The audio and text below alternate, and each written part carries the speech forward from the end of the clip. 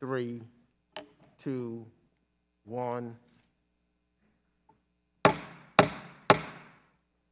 The Committee on Foreign Affairs will come to order. Without objection, the chair is authorized to declare a recess of the committee at any point, and all members will have 5 days to submit statements, extraneous material, and questions for the record, subject to the length limitation in the rules. To insert something into the record, please have your staff email the previously mentioned address or contact full committee staff. As a reminder to members, please keep your video function on at all times, even when you are not recognized by the chair. Members are responsible for muting and unmuting themselves. Consistent with House rules, staff will only mute members as appropriate when they are not under recognition to eliminate background noise. I see that we have a quorum, and I now recognize myself for opening remarks. Let me say good morning to everyone and welcome Special Envoy John Kerry to today's committee hearing entitled Driving a Global Response to Climate Action. Last month's Leaders Summit on Climate, the first summit for the Biden administration, was another strong signal to the world that the U.S. is back after years of costly absence. And the stakes could not be higher. Although the threats sometimes seem distant, we cannot turn back the clock.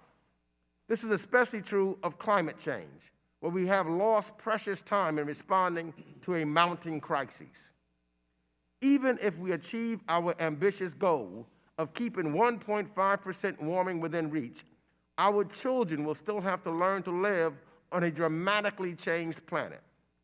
Many will have to move from uninhabitable land, if they can.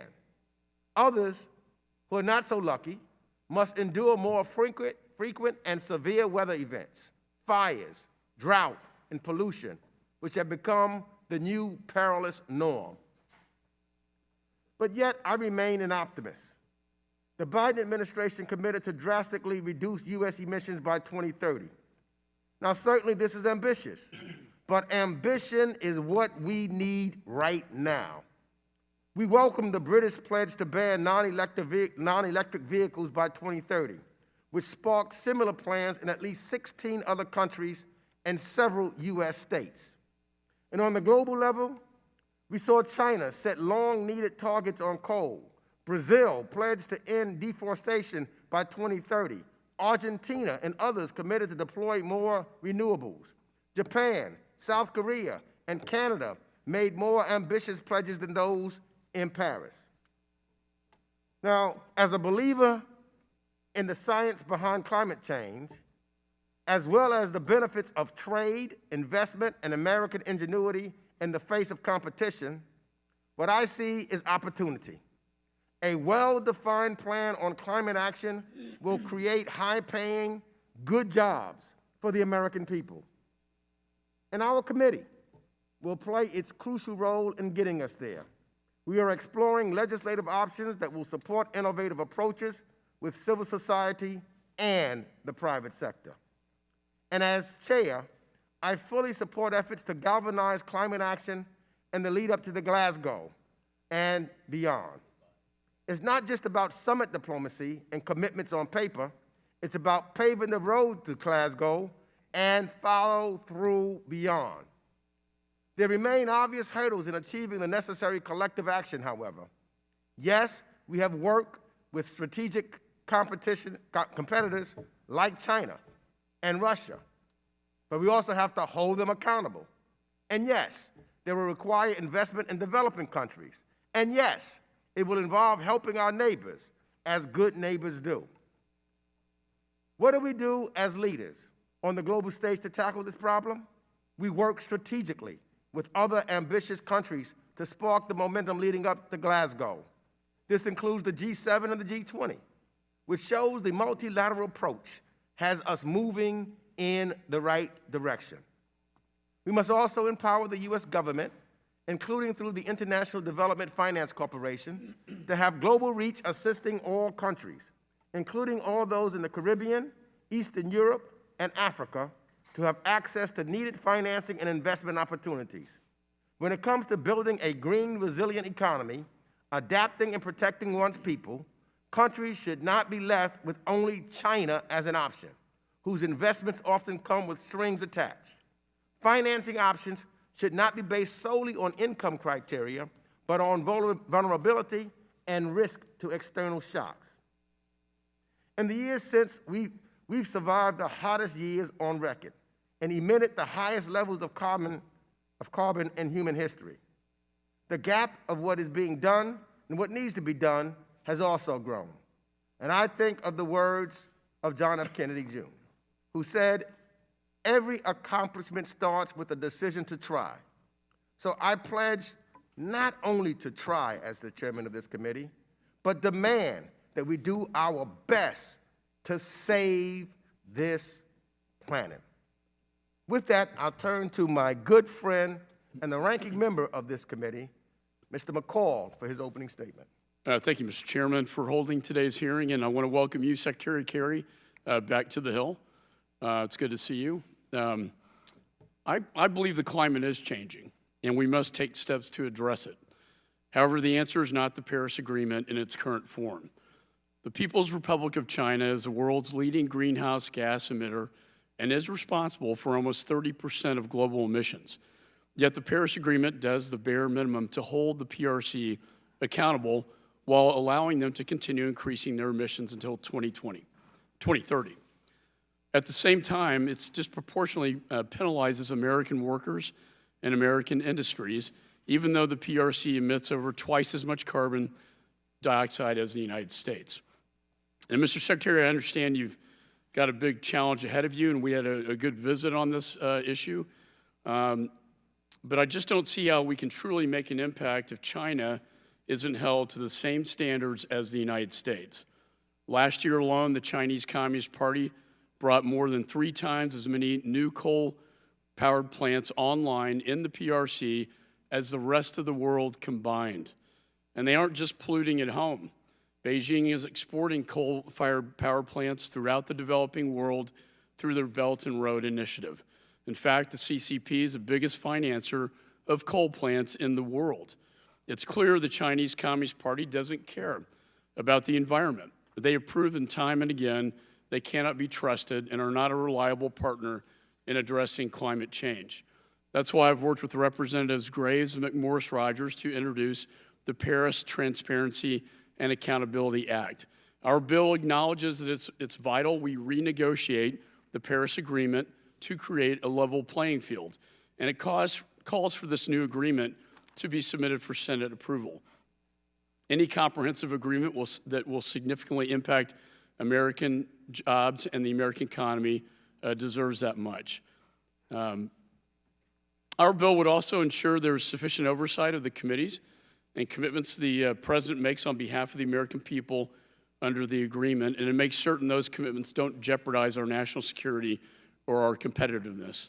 Like you, Secretary Kerry, I'm a father, and I care about the world we are leaving behind for our children and our grandchildren, and we have that in common. Yet after the United States finally achieved energy independence in oil and natural gas, we now appear to be tying our future energy needs to the CCP-dominated supply chains, such as solar panels and electric batteries. If we truly want to reduce emissions, we must keep all these options on the table. That also means investing in renewable energy, but it also means expanding our nuclear energy capabilities, including, as you and I talked about, the development of small modular reactors with zero carbon emissions. And it means utilizing fossil fuels with a smaller environmental impact. For example, LNG from my home state of Texas has significantly lower life cycle emissions than coal or Russian piped gas. The United States has been a leader in addressing climate risks through innovation and technology. Now more than ever, we need to take advantage of our strengths, which have enabled us to become energy independent. So, Secretary Kerry, I look forward to hearing your thoughts on what steps can be taken to address climate risks in a responsible way that also protects American interest and jobs. And before I close, I and many of my colleagues are concerned by alleged conversations that you have purportedly had with Iranian Foreign Minister Zarif after you were Secretary of State. Iran is the world's largest state sponsor of terror and one of our biggest adversaries. I hope you will address these allegations today before Congress, and I hope you'll reassure this committee that classified or sensitive information was not shared with Iranian officials when you were either Secretary of State or after you left your post. Again, thank you for being here today, and Mr. Chairman, I yield back. Thank you, Mr. McCall. Now I'll introduce our witness.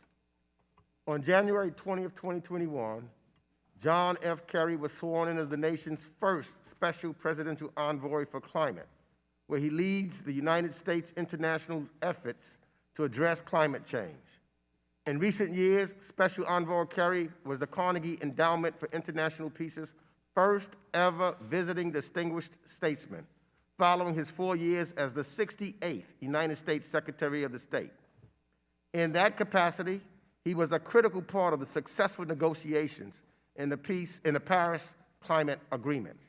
From 1985 to 2013, he served as a United States Senator representing Massachusetts and was the chairman of the Senate Foreign Relations Committee from 2009 to 2013. Secretary Kerry served in the United States Navy, completing 2 combat tours of duty in Vietnam, for which he received a Silver Star, a Bronze Star, and with Combat 5, and 3 Purple Hearts. He received his undergraduate degree from Yale University and his law degree from Boston College Law School. Most importantly, he's an American patriot and a close friend of mine. And I welcome Secretary John Kerry. So without objection, the witness's prepared testimony will be made part of the record, and I now recognize the Honorable John Kerry. Well, Mr. Chairman, Ranking Member McCall, distinguished members of the committee, it's a great privilege for me to be able to be here. Pleasure to testify to you today. And I look forward to answering your questions and having hopefully a really good dialogue on the subject of this climate crisis that we all face, and also explaining President Biden's climate agenda. Ranking Member, I expect to have the opportunity. I will address your questions, and I particularly look forward to talking with you about the Paris Agreement and China, and I think hopefully there'll be a lot of discussion here about China today.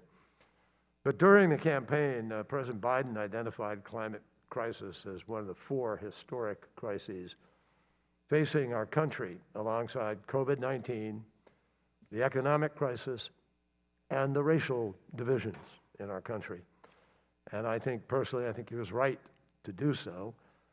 Everywhere around the United States and around the world, we are all living with the mounting costs, present-day costs, of global warming and of a more volatile climate.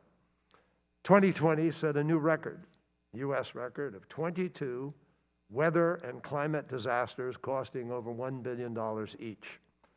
Last year's tally of 22 hurricanes, floods, droughts, and wildfires shattered the previous annual record of 16 such events. And that was set only 4 years ago. So these natural disasters have cost the United States, our taxpayers, more than $1.79 trillion since 1980. The 2020 U.S. wildfire season burned more than 10 million acres, an area greater than the state of Maryland. We saw 5 of the 6 biggest wildfires in California's history last year, as well as the single largest wildfire in Colorado's history. 2020 was the warmest year on record. The last decade was the warmest decade on record. The decade before that, the second warmest. The decade before that, the third warmest. You don't have to be a scientist to begin to feel that we're looking at a trend line. For the first time in our country's history, NOAA now considers Fairbanks, Alaska, as a warm summer continental climate, because for 4 months of the calendar year, the average temperature is now 50 degrees Fahrenheit or more. As my friend Secretary Blinken noted recently, we're fast running out of records to break. And that's why I was so honored to be asked by the President to lead his all-out diplomatic effort to ensure that the United States is once again a global leader in combating the climate crisis. As the Special Presidential Envoy for Climate, it's my job to make sure that the rest of the world sees that the United States is re-engaged, re-energized, and rededicated to tackling the climate crisis both at home and abroad. In practice, that means marshaling all of our resources to ensure that we can keep a 1.5 degrees Celsius within reach. That's the target. Scientists started out in Paris, ranking member, with a well below 2 degrees. But then, because the island states and very vulnerable nations thought that wasn't good enough, 1.5 was adopted, and now, as of 2018, when the scientists reported back on where we were, they said, we got to try and achieve the 1.5. So unless emissions targets across the world are enhanced and implemented, we are now headed into a dangerous world above 3 degrees Celsius of warming. That's the current direction we're on. Now, keeping 1.5 degrees alive is our North Star over the months to come, but achieving that goal is going to mean bending the emissions curve downward substantially by 2030. That makes this the decisive decade in the climate fight. And at home, that will entail an all-of-government effort, an interagency effort to which my colleagues across the administration are now fully dedicated, including my good friend from Massachusetts, the National Climate Advisor, Gina McCarthy. My friends, I spent 28 years as a senator and 4 years as Secretary of State, and I have voted on important issues like you do and are now. I just share with you from an imperative sort of analysis here, these stakes could not be more serious for us, not just in terms of damage and problems, but in terms of economic possibilities, the race, if you will. Who's in the race and who isn't, and what technologies are going to define the future. The United States is contributing a declining share of global annual emissions. The Biden administration has made important and measurable strides just in the first weeks. At the President's landmark 100 Days Plus Climate Leaders Summit on April 22nd and 23rd, we put forward a very strong 2030 emission reduction target alongside ambitious new targets, which we worked on with Canada, with Japan, with the EU, in order to implement a stronger 2030 goal. And the UK has set a new pace-setting 2035 goal with a 78% reduction in emissions. Many of our closest allies, a coalition accounting for more than half of the global economy of the world, are now clearly committed to climate technology leadership and the pace of emissions reductions required globally to meet the goal of keeping 1.5 degrees alive. That means 55% of the global GDP is now committed to move in the direction of keeping 1.5 alive. But it also means that 45% is not yet. And that's the challenge, Ranking Member, that you raised with China and others, and we'll talk about it. South Korea came in with a recent announcement that it will strengthen its 2030 target later this year. And we're far from alone. Argentina has updated its 2030 target. It's ramping up renewables, including sourcing from U.S. suppliers. So we gain. South Africa moved forward with peaking, with setting a new peaking year, moving a full decade forward to 2025. Additionally, the Chinese government did commit to implement the Kigali Agreement to the Montreal Protocol to phase down HFCs, and they indicated that they will now strictly control coal-fired power generation projects, building on their 2020 commitment to achieve carbon neutrality before 2060. So there's much more to be done in China and elsewhere. And we're working with partner governments to secure enhanced action and additional pledges ahead of the COP26 Global Climate Summit in November. But my friends, this represents what I've described is actually the result of a pretty serious sprint that we've been engaged in since January 20th, when I came into this job and the president issued his executive orders a day later.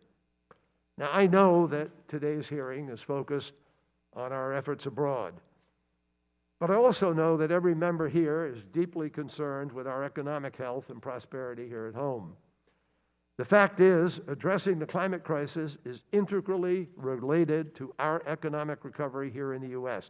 It's a huge opportunity for jobs, for new technology, for our communities.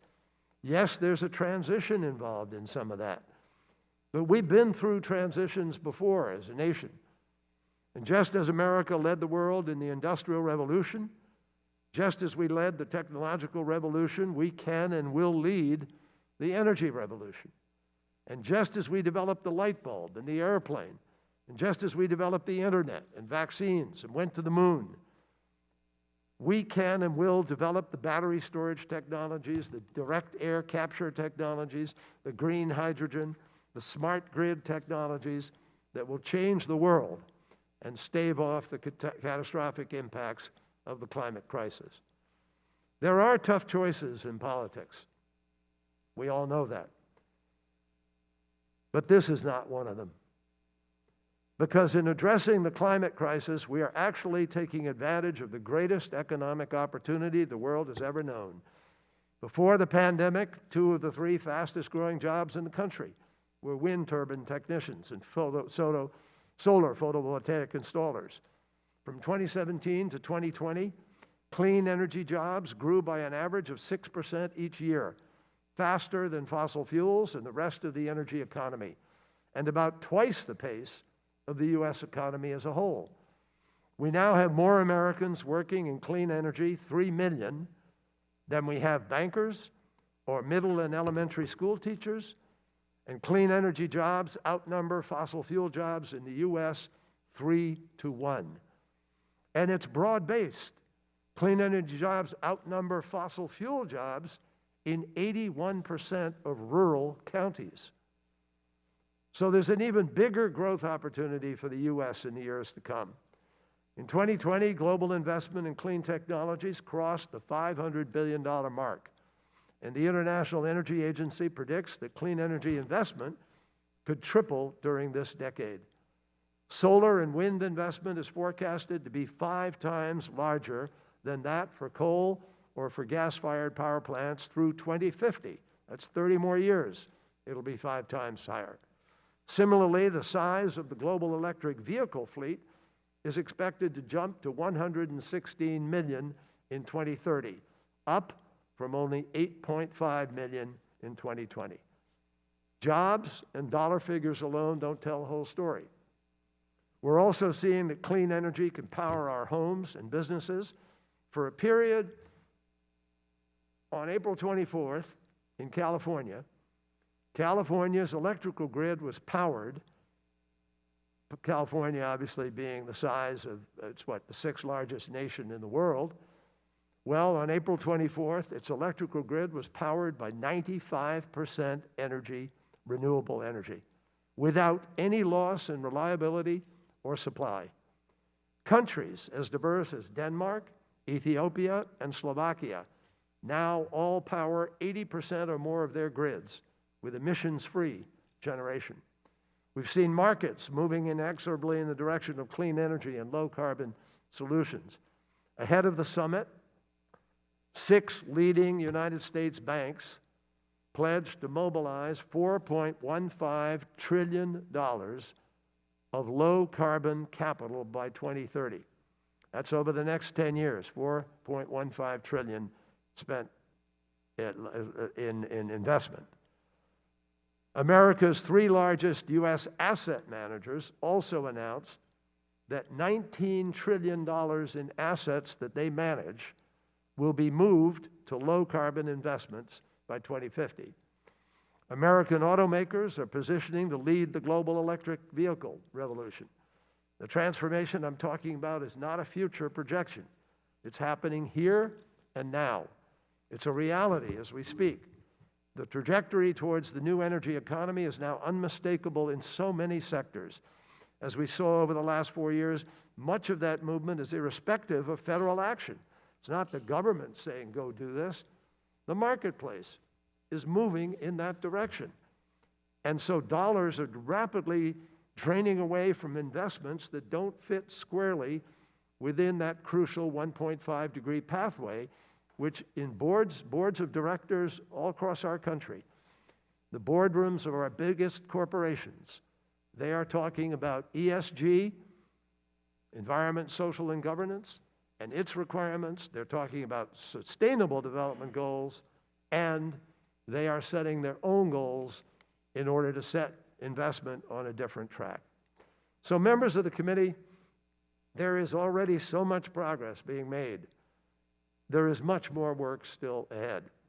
And as we move towards the COP26 Global Summit in Scotland this November, we are clear-eyed about the bold goals that we have set for ourselves.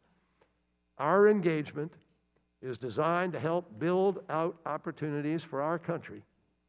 President Biden knows how important it is for the United States to join with nations around the world to meet the challenge of the climate crisis. I served here, as I mentioned earlier, on Capitol Hill for 28 years. I've always had respect for the oversight role of Congress, and I've already had several productive exchanges with members of the committee, and I look forward to continuing those discussions in the months ahead. I welcome your guidance and your feedback and input as we work to implement a critical agenda for our nation and for the world. It's ambitious, but it's also essential. So I thank you, and I look forward to your questions. Thank you, Secretary Kerry, for your testimony. And I, too, look forward to a insightful conversation and dialogue and questions with our members. I want to inform all members we have a hard 1 p.m. stop. And so from henceforth, I will be adhering strictly to the 5-minute rule. So I'm going to be not meaning to be disrespectful to anyone. At 5 minutes, I will be banging the gavel. Mr. Chairman, I'm sorry to interpose, but I was just asking my staff. I thought we originally, I think the hearing was set from 10 to noon, and I can push to 12:30, but I am flying commercial and have a flight that I have to make, so I have to leave here by 12:30. Got it. Well, my information have been corrected, so we have an even harder 12:30. I will be very mindful of the 5-minute rule to get as many members to ask their questions as possible. I'll recognize members by committee seniority, alternating between Democrats and Republicans. If you miss your turn, please let our staff know and we will come back to you. If you seek recognition, you must unmute your microphone and address the chair verbally and identify yourself so that we know who is speaking. I will start by recognizing myself for 5 minutes. Mr. Secretary, vulnerable communities across the world are already facing severe adverse impacts of climate change through drought, crop failures, severe weather events, rising seas, and even a changing ocean chemistry. Those that can move and adapt, they will. However, historically marginalized communities will likely face the brunt of the impact in the incoming years. So my question to you is, how can we ensure that global efforts to combat climate change don't neglect these communities? We are trying, Mr. Chairman, to pay very, very close attention. We started at the summit, and I'll tell you why. I remember in Paris, in that negotiation where I was privileged to lead our team, in the lead up to Paris, there was not enough dialogue with marginalized countries, less developed countries, people who suffer the greatest problems. There are about 138 nations on the planet, all of whom are they're a fraction of 1% of emissions. I mean, within fractions. But they are the ones suffering the greatest consequences. I have been on the phone in the last weeks with the president of the Marshall Islands, the president of Fiji, the prime minister of Fiji, others. They're facing not just adaptation and resilience, they may have to move altogether. Those nations, most likely, some of them are facing extinction, and it's existential for them. So we invited those nations not to wait until we get to Glasgow. We had about 20 of those nations involved in the climate summit the president just had. So the president invited the 20 biggest emitters in the world, biggest, most powerful economies. We had President Xi, we had Russia, we had Modi, so forth. But he also invited Bangladesh and the Marshall Islands and small entities, because we wanted to hear from people about this demand for adaptation and mitigation. Now, we depend on you. Congress will decide what it's willing to appropriate for this task. The president has put forward a proposal to double the amount that we're doing for adaptation and to triple the amount we're doing for resilience on behalf of other countries. And as you know, there is a Green Climate Fund. It has maybe about $10 billion in it total at that point. It is a part of the larger commitment made in Paris for the world to mobilize about $100 billion on an annual basis by 2020 in order to help those nations do what they need to do to respond to this crisis. We've never been able to get to the 100 yet. We're at 80 billion right now. And I think it's going to be very difficult in Glasgow if the developed world can't step up. Let me put this in perspective. 100 billion to try to help 138 nations that some of them don't even have electricity, to be able to respond to what's happening. Measure that against the fact that about 2 or 3 years ago, we all spent here in America $265 billion just to clean up after 3 storms, Harvey, Maria, and Irma.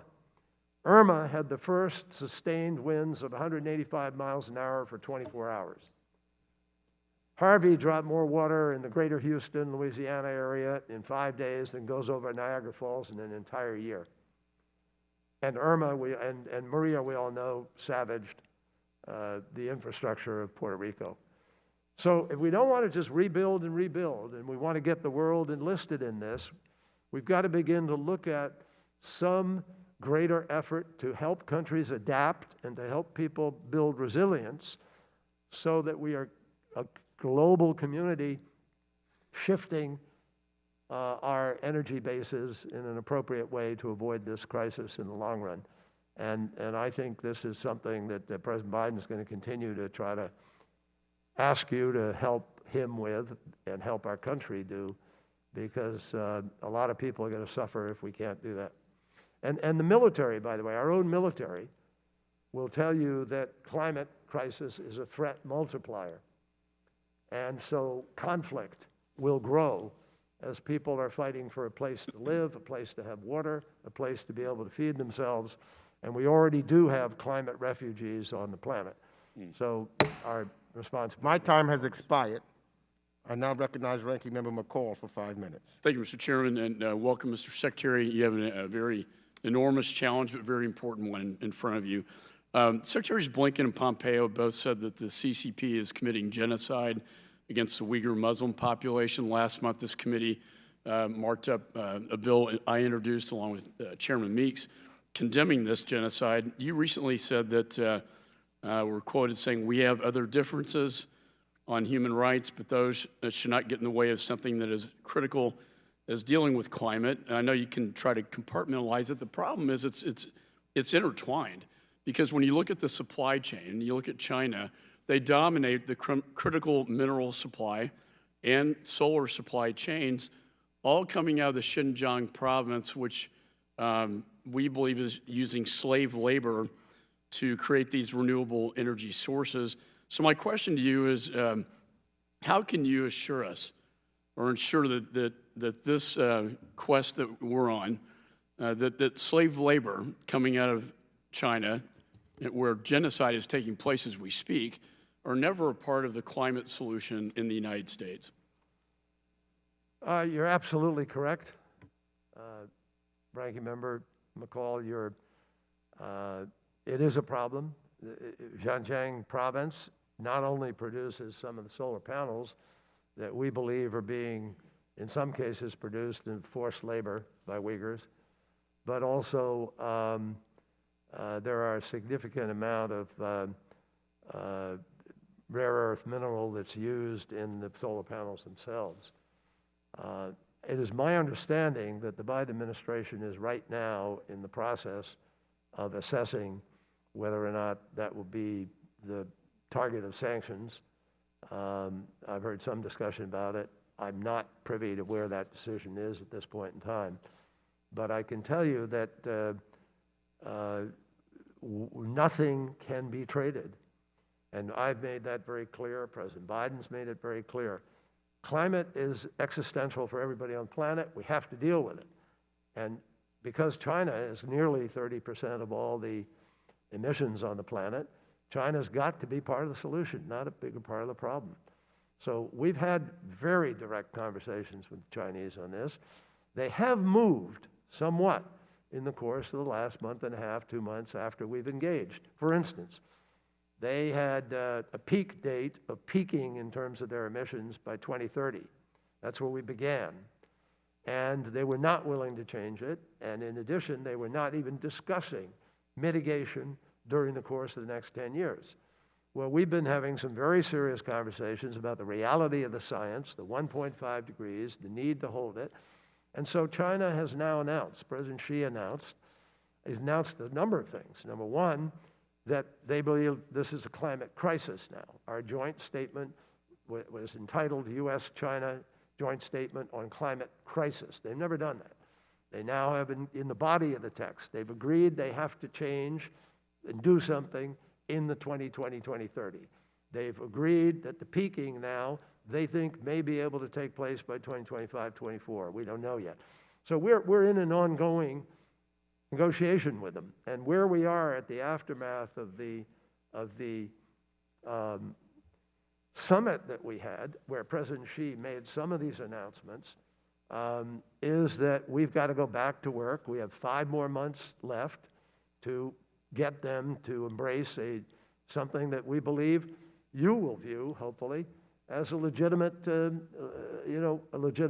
initiative that makes sense. We're not there yet. And so I think both on the, and I've made it clear, there are serious issues, we all know, with China, issues from Hong Kong to Taiwan to the South China Sea to access to the marketplace, cyber and cyber theft. And these are big challenges. But historically, we have always proven ourselves capable of negotiating even when we have big disagreements. Ronald Reagan went to Reykjavik and negotiated with the evil empire, Gorbachev. And they came away from there repurposing over 50,000 warheads, which we both had pointed at each other. If I just say in closing, I think your success is going to be tied to China. And I think the more you can hold them to the same standards as the United States, the more you can hold the CCP to the same standards as the United States, I think the more successful you will be, but we're not seeing that right now. Gentleman's time has expired. I just said, I got to be strict on the 5 minutes. Sorry. I now recognize Representative Brad Sherman of California for 5 minutes. Ambassador Kerry, welcome back. This is dealing with climate change is not free. It's not going to pay for itself. But as you point out, it is the issue of our time. It is worth the effort. There's a tendency of Americans to think it's all about us. And if we just live our lives differently, everything will be as it should. Yet the United States and the EU combined are way less than 20% of the emissions. The US is 11%, the rest of the world almost 90%. So while the whole US government, the people of the United States are focused on reducing our emissions, you and you alone are able to head the effort to deal with almost 90% of the problem while all your fellow Americans are focused on 10 or 11% of the problem. You have an important job. And as we focused on, we're dealing with China. And China has grudgingly made a few comments. As you just pointed out, they've been willing to use the word crisis. But the fact is, even if China uses the word crisis, even if they make a commitment, they may not actually do anything on the ground.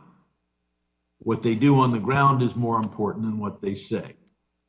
And every week they build a new large coal-fired power plant, week after week. And when you build this plant, it's not with the intention that they're going to decommission it 5 or 10 years after they put it online. As others have pointed out, they're also financing coal-fired power plants around the world. You are a very good diplomat. You're very persuasive.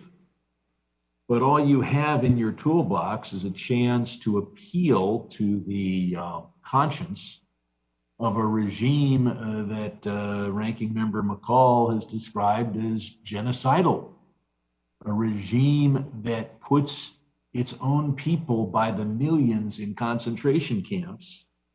And we have given you the job of appealing to their better nature, appealing to their conscience and getting them to spend hundreds of billions of dollars in order to help their fellow human beings. So my question is, would you be in a stronger position if we were threatening, gave you the power to impose an additional 10% tariff on all goods coming into the United States from China, and of course work with our allies to do the same thing?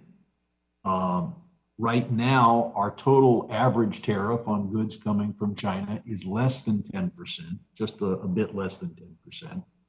And it occurs to me that you may, through great diplomacy, be able to get a genocidal and conscience-free regime to make a statement or two, but to actually get them to stop building a coal-fired power plant every year, you may need more arrows in your quiver. Well, Congressman, thank you for the question. The fact is that Europe is considering a border adjustment mechanism, and this is a mechanism which President Biden has also asked us to evaluate as a means of placing an additional cost on the cost of goods that come from places that are not responsible in what they're doing or how they're being produced. Now, no decision has been made about deploying that or doing it, but I think Congress looking at this would be a very important analysis, important undertaking, and sort of look at the dynamics of this. But let me share with all of you, if I can, in this negotiating process, I learned over the years, both negotiating in the Senate and here in Congress, but more importantly with other countries, and especially in the Iran nuclear agreement.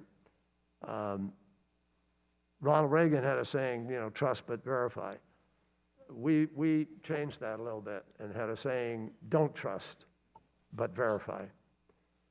And in this endeavor with China, you've got to be eyes wide open. You can't go in and just take words.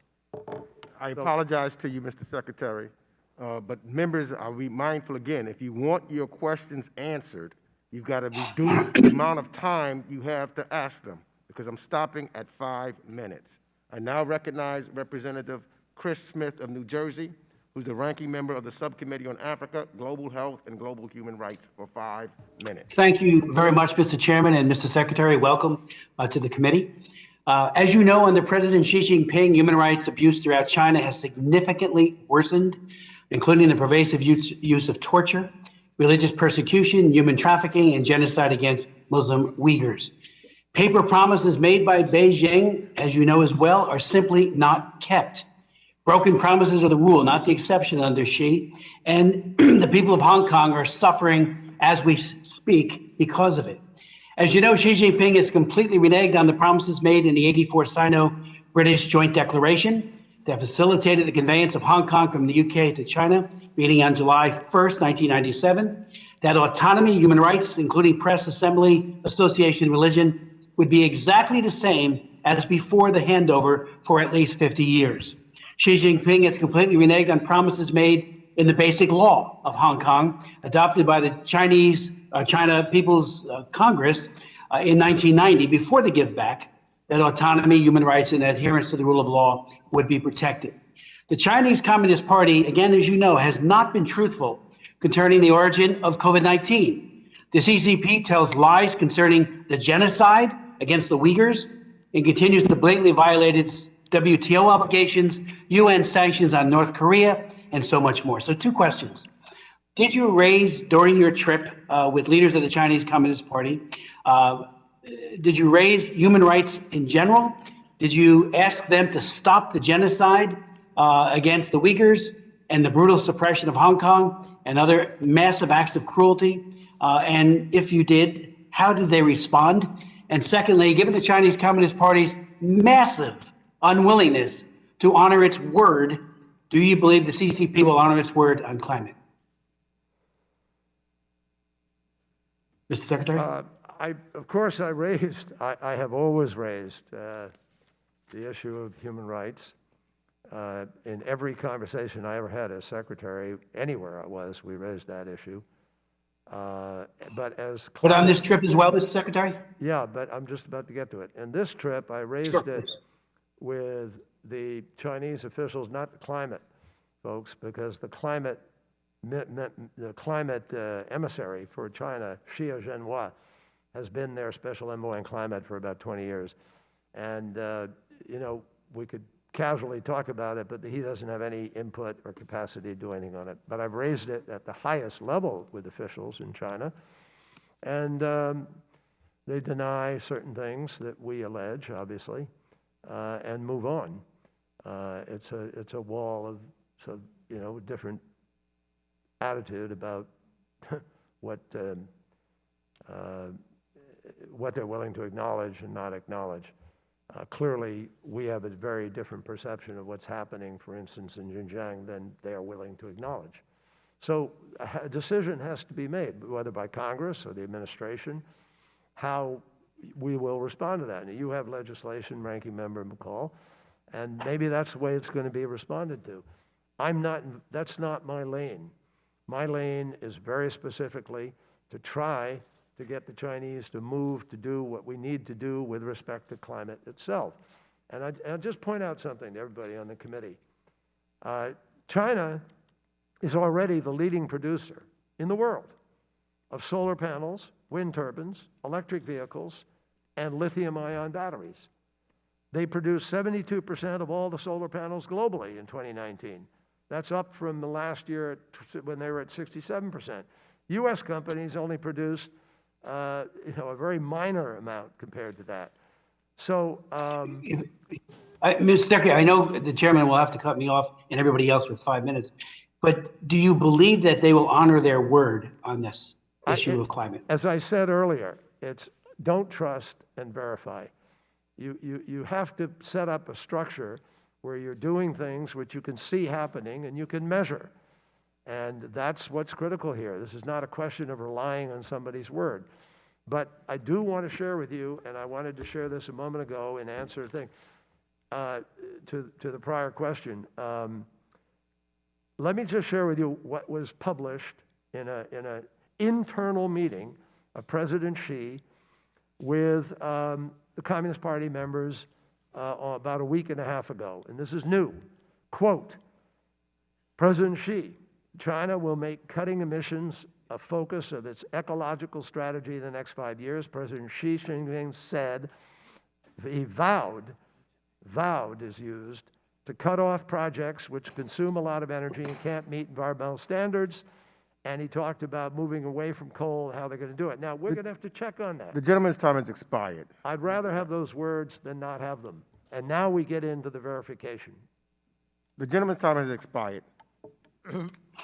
I now recognize Representative Albio Sierras of New Jersey, who's the chair of the Subcommittee on the Western Hemisphere, Civilian Security, Migration, and International Economic Policy for 5 minutes. Mr. Secretary, thank you for being here. During President Biden's Leaders Summit on Climate, Brazil pledged to achieve net zero emissions by 2050 and eliminate illegal deforestation by 2030. One day after making this pledge, President Bolsonaro approved a 24% cut to the environmental budget for 2021. What should the U.S. policy towards the Brazilian Amazon consist of, and how can we address the consistent lack of adequate spending on environmental regulations by the current government in Brazil? It's a terrific question, and the answer is we're trying to set up a new structure of verification and accountability. Promises have been made in the past. Brazil actually did quite well between 2004 and 2012. Deforestation was making they were making progress in stopping it, but in 2012 to 2020, Amazon reached a 12-year high in the level of deforestation. And unfortunately, the Bolsonaro regime had rolled back some of the environmental enforcement. We've had this conversation. They say they are committed now to raise the budget, and they are going to put together a new structure. We are willing to talk to them, not with any blinders on, but with an understanding of where we've been. But if we don't talk to them, you're guaranteed that that forest is going to disappear. And scientists are telling us today that the level of cutting of the forest is so significant that there's the possibility you've reached a tipping point already in the ability of the forest to remain a rainforest. In fact, a week ago, there was an article saying that the Amazon is now releasing more carbon than it is consuming. So we've already, something's going on. So we need to figure that out. The bottom line is we're going to engage in order to try to find out what is possible. And we'll report back to you. I assure you, before we wind up going to Glasgow, we'll have a better sense of where we are in the next months. Thank you. And going to the Northern Triangle, the dry corridor of Central America has been experiencing years of severe drought and floods, made much worse by the climate crisis. These impacts are destroying livelihood across Guatemala, Honduras, and El Salvador, and pushing people to migrate to the U.S. out of desperation. Are we planning to deal with this in this Northern Triangle, these countries, to stop this push north because of the severe drought in the area? I hope we are. I think people are trying to put together those responses now, from what I understand. When I was secretary and the president was the vice president, we became very involved with those countries, with Guatemala, with Honduras, with El Salvador. We went down there. We met with the presidents. And we tried to, because we also saw the connection of what was happening with their dislocation and then the pressure on the border of the United States. It was part of the pressure of people moving because they couldn't grow things anymore. And then that kind of serious impact on their livelihoods. So what we're doing now is trying to figure out what, back then, we put some money on the table. We helped them deal with some of the problems within their community to be able to hold on to those populations and to be able to provide a food chain and a capacity to survive. But this is a harbinger of what may come as more and more regions are not able to pursue the livelihood that they used to pursue in the way that they did, because the climate is changing. So I know the administration is focused on this now and trying to, mobilize initiative. Thank you, Mr. Secretary. Gentleman yields back. I now recognize Representative Steve Chabot of Ohio, who's the ranking member of the Subcommittee on Asia, the Pacific, Central Asia, and Nonproliferation for 5 minutes. Thank you, Mr. Chairman.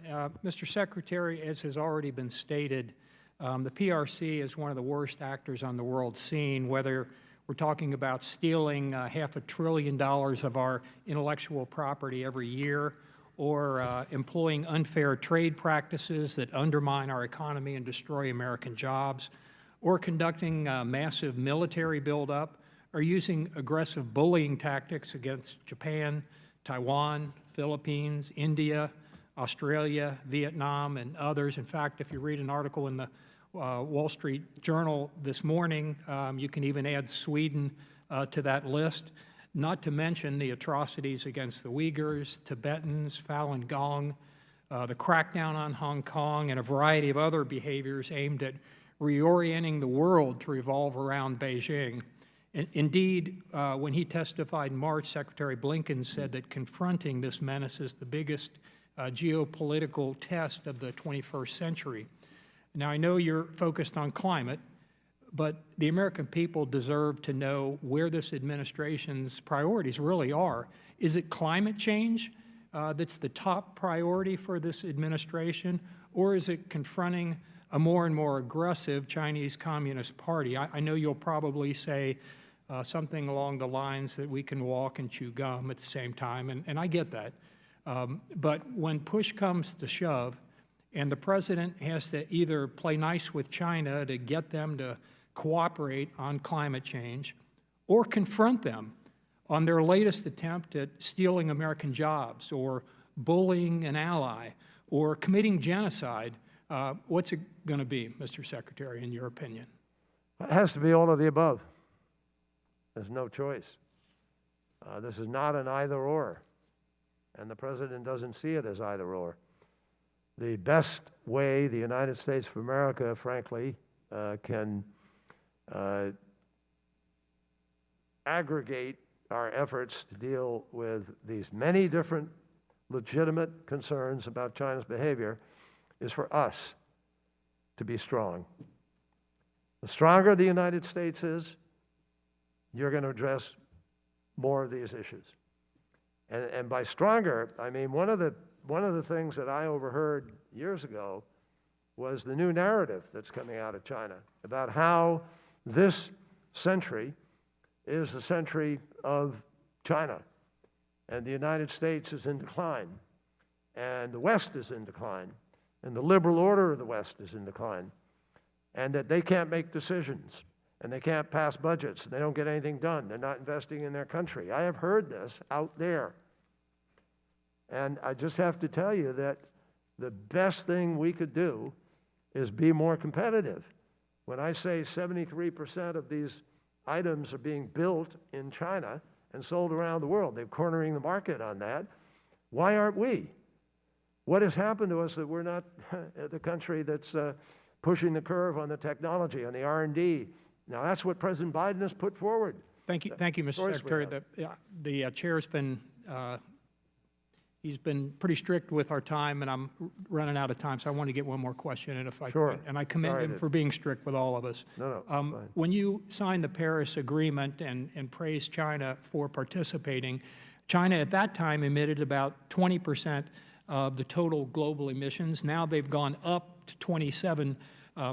And even though the previous administration had pulled us out, we've been going down. And in fact, since 2005, we've gone down, I believe it's 4 billion tons, a billion tons, and they've gone up 4 billion tons. So they're going in just the wrong direction, and we're going in the right direction, and I think the United States should be commended for that.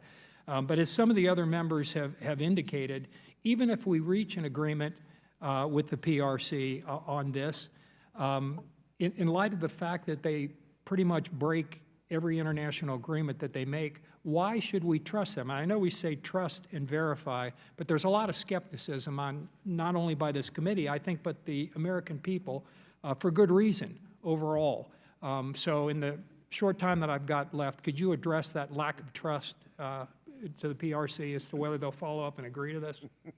Well, obviously, the lack of trust is real. I mean, they don't trust us, and we don't trust them. And we have to find a way forward in the midst of that, because we have a global crisis that can't be solved by any one. Gentleman's time has expired. I now recognize Representative Jerry Connolly of Virginia, who's the president of the NATO Parliamentary Assembly, for 5 minutes. Thank you, Mr. Chairman, and thank you for holding this hearing, and welcome back, Mr. Secretary, to the House Foreign Affairs Committee. And thank you for addressing the Sustainable Energy and Environmental Caucus last week. Really appreciated your presentation. I wonder if you could talk a little bit about the engagement with our alliance, the North Atlantic Alliance's membership especially.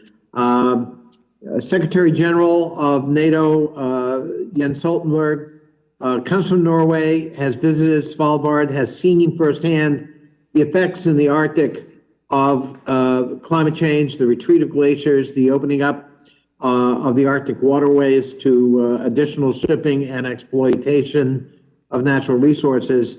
How, especially with the alliance, can we anchor a commitment to reversing climate change, addressing climate change with the alliance specifically? And how did those conversations go when you met with the European Council and other allied members in Europe? Well, thank you, Jerry. Jens Stoltenberg, the head of NATO, is deeply committed on the climate issue, and he is also very seized by the reality that this is a defense security issue. And he together with Secretary Austin, General Austin, also, and General Milley, are both seized by the notion that they have serious challenges within the military to deal with respect to readiness, deployment, conflict. There are a lot of demands that are falling on the military.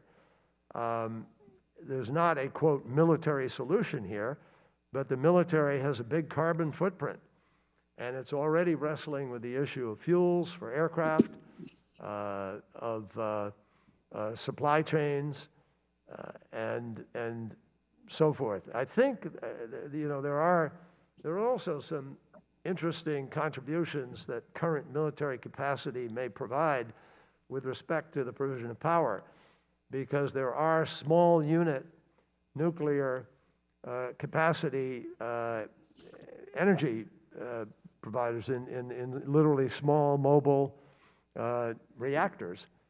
And that may be something that is going to be combined with the technology that Bill Gates is pursuing for small modular reactors, which he is building a prototype on. And I met with a group at MIT recently who were talking about the possibilities of literally what they call a quantum battery, which is a small nuclear battery that is the size of sort of a container, the length of these tables. So they're very exciting things that Jens Stoltenberg and the military is starting to grapple with about how they will contribute their part, as well as be ready for the crises and the challenges that may come as a consequence of the threat multiplier that they believe the challenge is. Thank you, Mr. Secretary, and thank you for your leadership. I'm so glad you're in the position you are.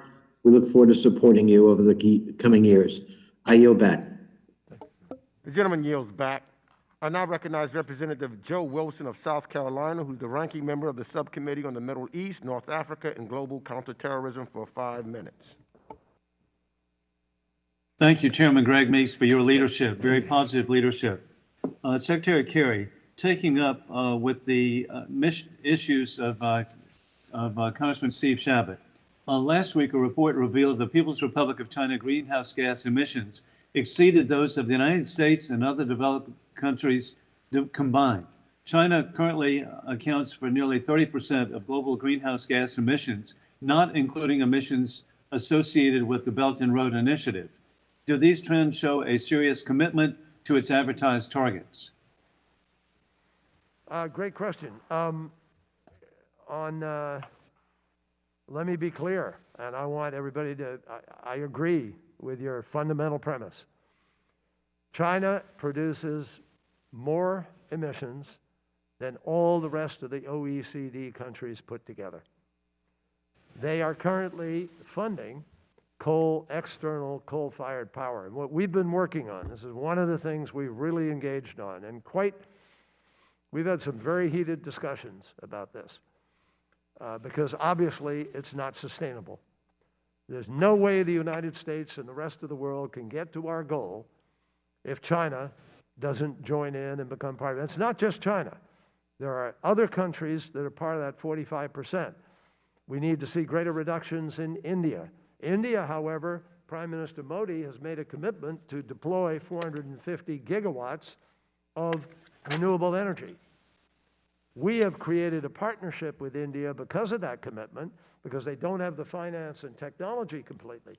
So we're going to try to help them, bring the technology to the table, bring the finance to the table, and they have to do certain things internally to make this happen. But if you deploy in the next 10 years 450 gigawatts of renewables, then India is in keeping with the 1.5 degrees.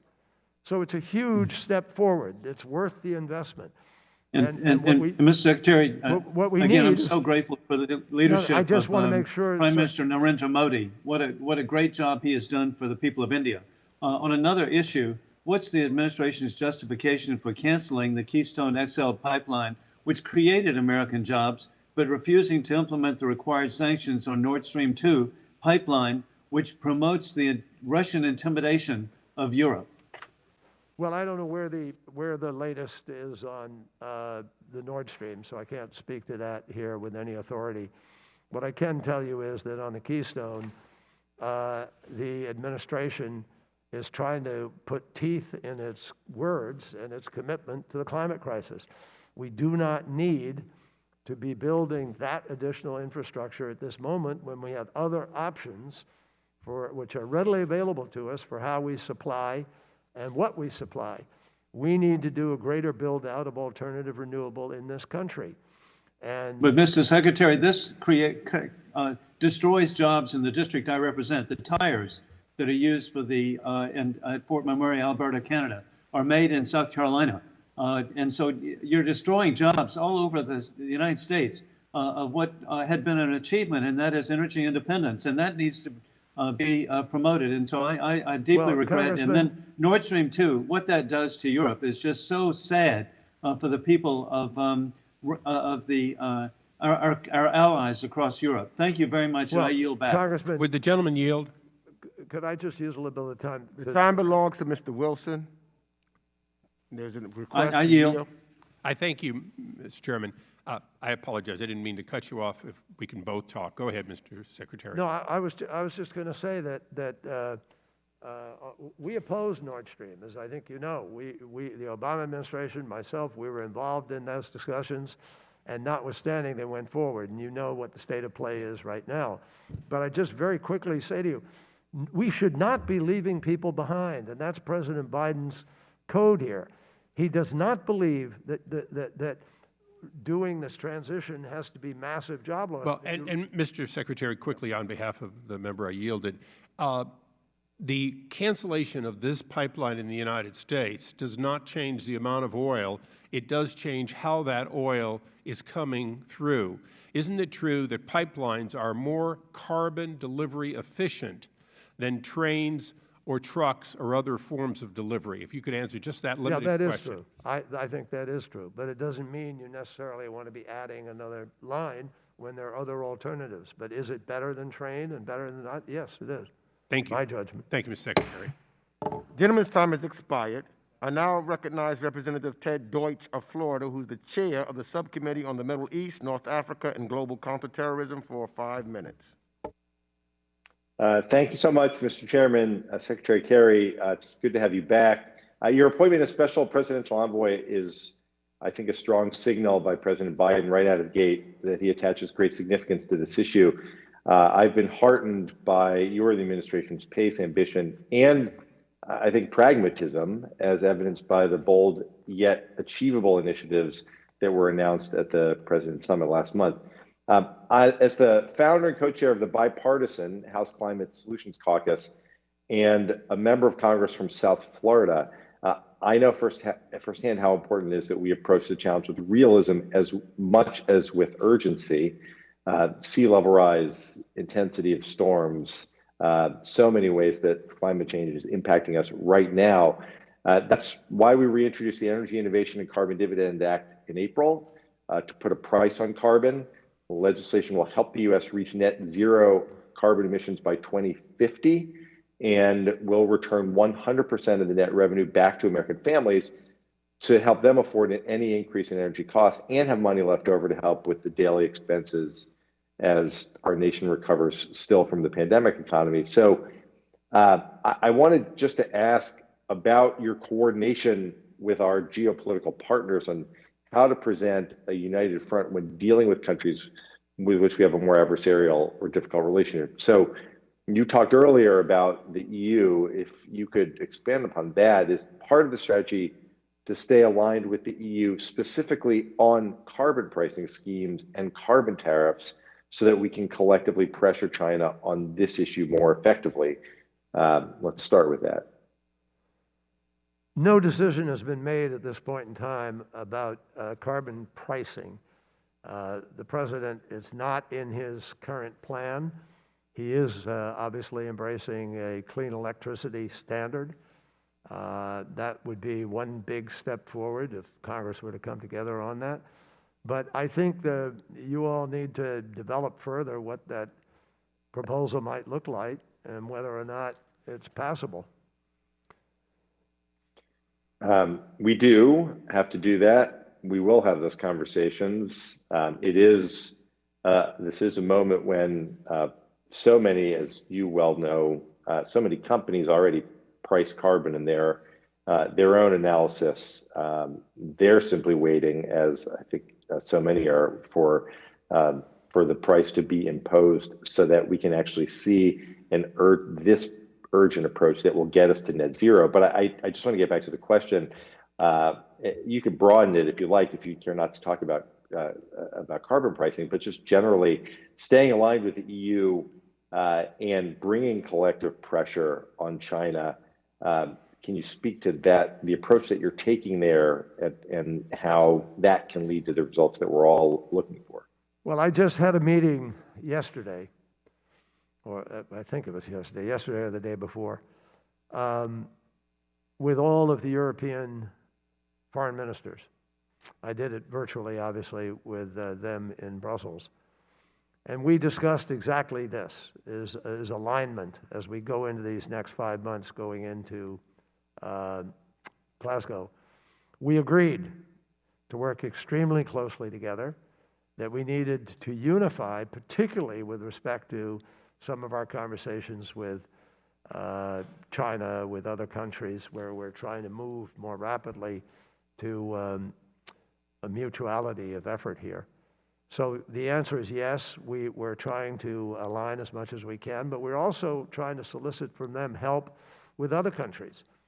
I mean, my small staff that I have is engaged with really major dialogues with about 25 nations right now. I mean, running around the world, Indonesia and Australia and many others. And we're trying to get Europe to come together with us in that effort because there's much that they can bring to the table. They have great expertise, great technology, and a huge commitment on this because Europe has committed to a 55% reduction. And in Germany, the Constitutional Court of Germany just decided that the government was not doing enough for future generations. And Angela Merkel, the chancellor, had to go back to the government. They just put together a new plan. They've moved up by 5 years their commitment to net zero, and they've raised the level of their reductions to about 65%. So there's a serious effort here, which we hope to bring to the table. Gentleman's time has expired. I now recognize you. Representative. Point of order, Mr. Chairman. Point of order. Point of order. Are our questions and the Secretary's responses so unimportant that we must cut him off? I know we want to get to everybody, but we are here to hear his answers. Is that Yes. so important? And as I minded members, you can form your questions without statements. If you make statements, it's going to mean his reduction of time. Totally agree, but can we hear his answers? If within the time frame of 5 minutes, you can. So not that important, check. I now recognize Representative Scott Perry of Pennsylvania for 5 minutes. Thank you, Mr. Chairman. Mr. Secretary, Would you say you have a good relationship with Foreign Minister Zarif? Right now, I don't have a relationship with the foreign minister. Well, when you had one, when you were negotiating, was it good or was it bad? I would characterize it as professional. Okay, professional. You still got a security clearance? Do I? Yes, Yes, I do. you do. Okay, so you're a smart guy, Navy lieutenant, senator for many decades, Secretary of State. You know that since 1979, Iran is responsible for killing more Americans than any other nation state, right? I suppose you know that. I've heard that. Yeah, I've yeah, read of that. course. You went to Yale, so you're probably familiar with 50 U.S. Code 2204, 18 U.S. Code 2381. I suspect I'm not going to get into it. If you want me to, I will. But, Mr. Secretary, the foreign minister claimed that you had discussed more than 200 Israeli operations against Iranian-backed terrorists in Syria. Did you provide information to Mr. Zarif on Israeli operations against Iranian-backed terrorists during or following your tenure as Secretary of State? On no occasion, never. Never. So Mr. Zarif is a liar. Mr. Zarif may be confused or incorrect, or he's trying to embellish his. What I read about that article said that he was portraying himself as out of the loop and whatever, and quite emotional, apparently, is what I read. And I've seen him be quite emotional, and I can't vouch for why he did or what he said. I'm just telling you that didn't happen. End of story. That never happened. And I know you're not under oath, but we've seen many administration officials come to this Congress and lie straight-faced to members of Congress. You're saying, for the record, that never occurred. The first time I ever heard this number 200 was when I read the article a few days ago. I've never heard of that. Well, that is heartening to hear, but I will tell you that there's reason for suspicion in this Congress and across America, and I just want to go through the record. In 1985, you as senator traveled to Nicaragua against the administration's wishes to meet with Marxist leader Daniel Ortega.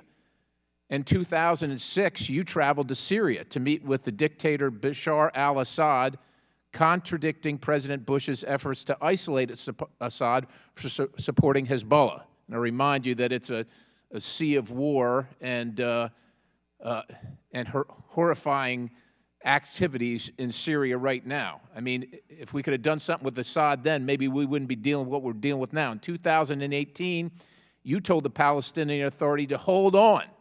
The Palestinian Authority to hold on and be strong and play for time and do not yield to the president's demands.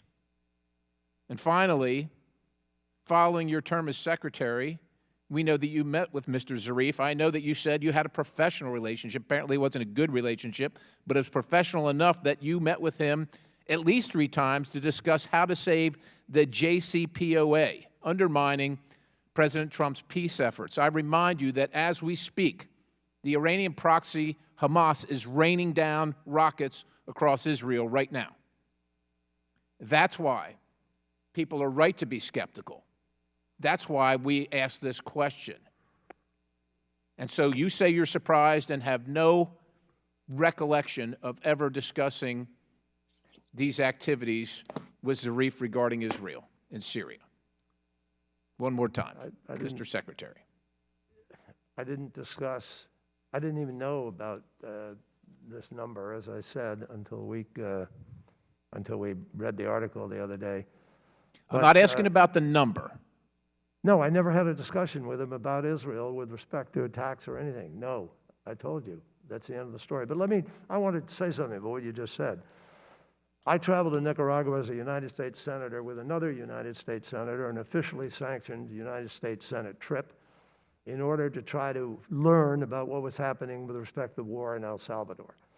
And you know, Ortega was one of many people we met with. We met with people like you do on any given trip as a member of the United States Congress. And we were handed a letter we brought back to the United States. We turned it over to President Reagan and to Vice President Bush. They had a big meeting about it because he was offering some kind of peace initiative. And That was the end of it. We didn't have any further involvement or engagement. He's a brutal dictator and a communist. You're damn right. Yeah, that's You're damn exactly right. Should be supporting America. The gentleman's time has expired. I now recognize Representative Karen Bass of California, who's the chair of the Subcommittee on Africa, Global Health, and Global Human Rights for 5 minutes. Well, thank you, Mr. Secretary, for taking the time out with us today. Thank you. Before I ask my question, and I did want to talk about Africa, similar to the conversation we were having before the hearing, was there anything else you were trying to say that you didn't have time to? Simply that I think it's important for people to understand that in the course of being an ex-secretary, you do wind up going to various events that you're invited to, and you have conversations with people. For instance, Munich Security Conference. There are only 4 times that I know of that I saw Prime Minister Zarif in the aftermath of being secretary. And they were all at an international event or a sanctioned period of time. So I just, I don't think that, well, I don't think it needs any further comment. Okay, no problem. So I wanted to ask, how do we balance our interests abroad with our domestic interest and all that we need to do in terms of maintaining the pace of the growth of jobs in the renewable energy space, and then what it is that we're trying to do internationally, especially in regard to Africa? But what was the first part of the question? About how we maintain our interest abroad. I mean, we have our goals around climate domestically, and obviously the connection internationally, but the international focus I wanted to zero in on. Well, I think, thank you, Representative. It's a very important focus. The fact is that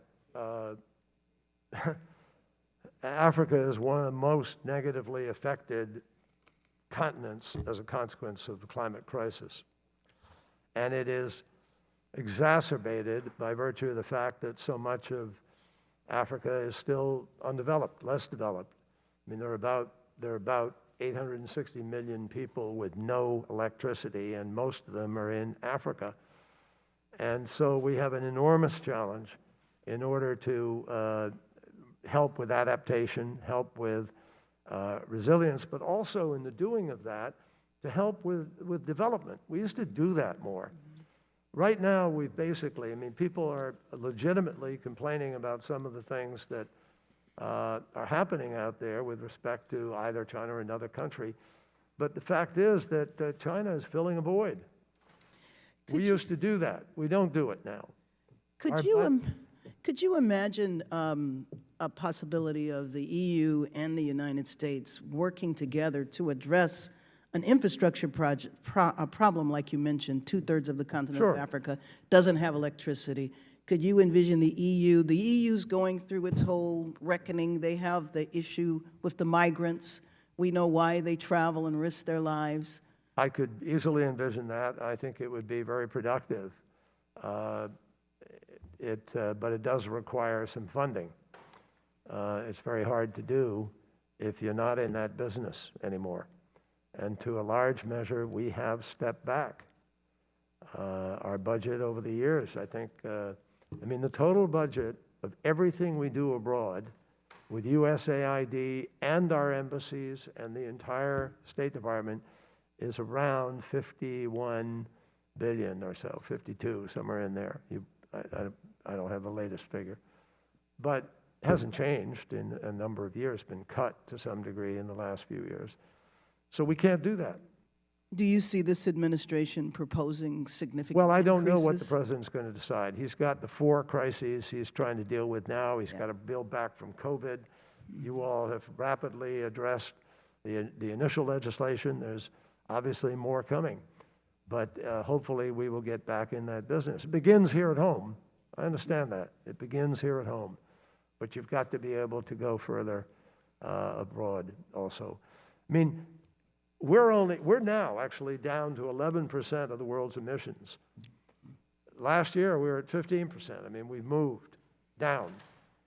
But that means that 89% is in the rest of the world.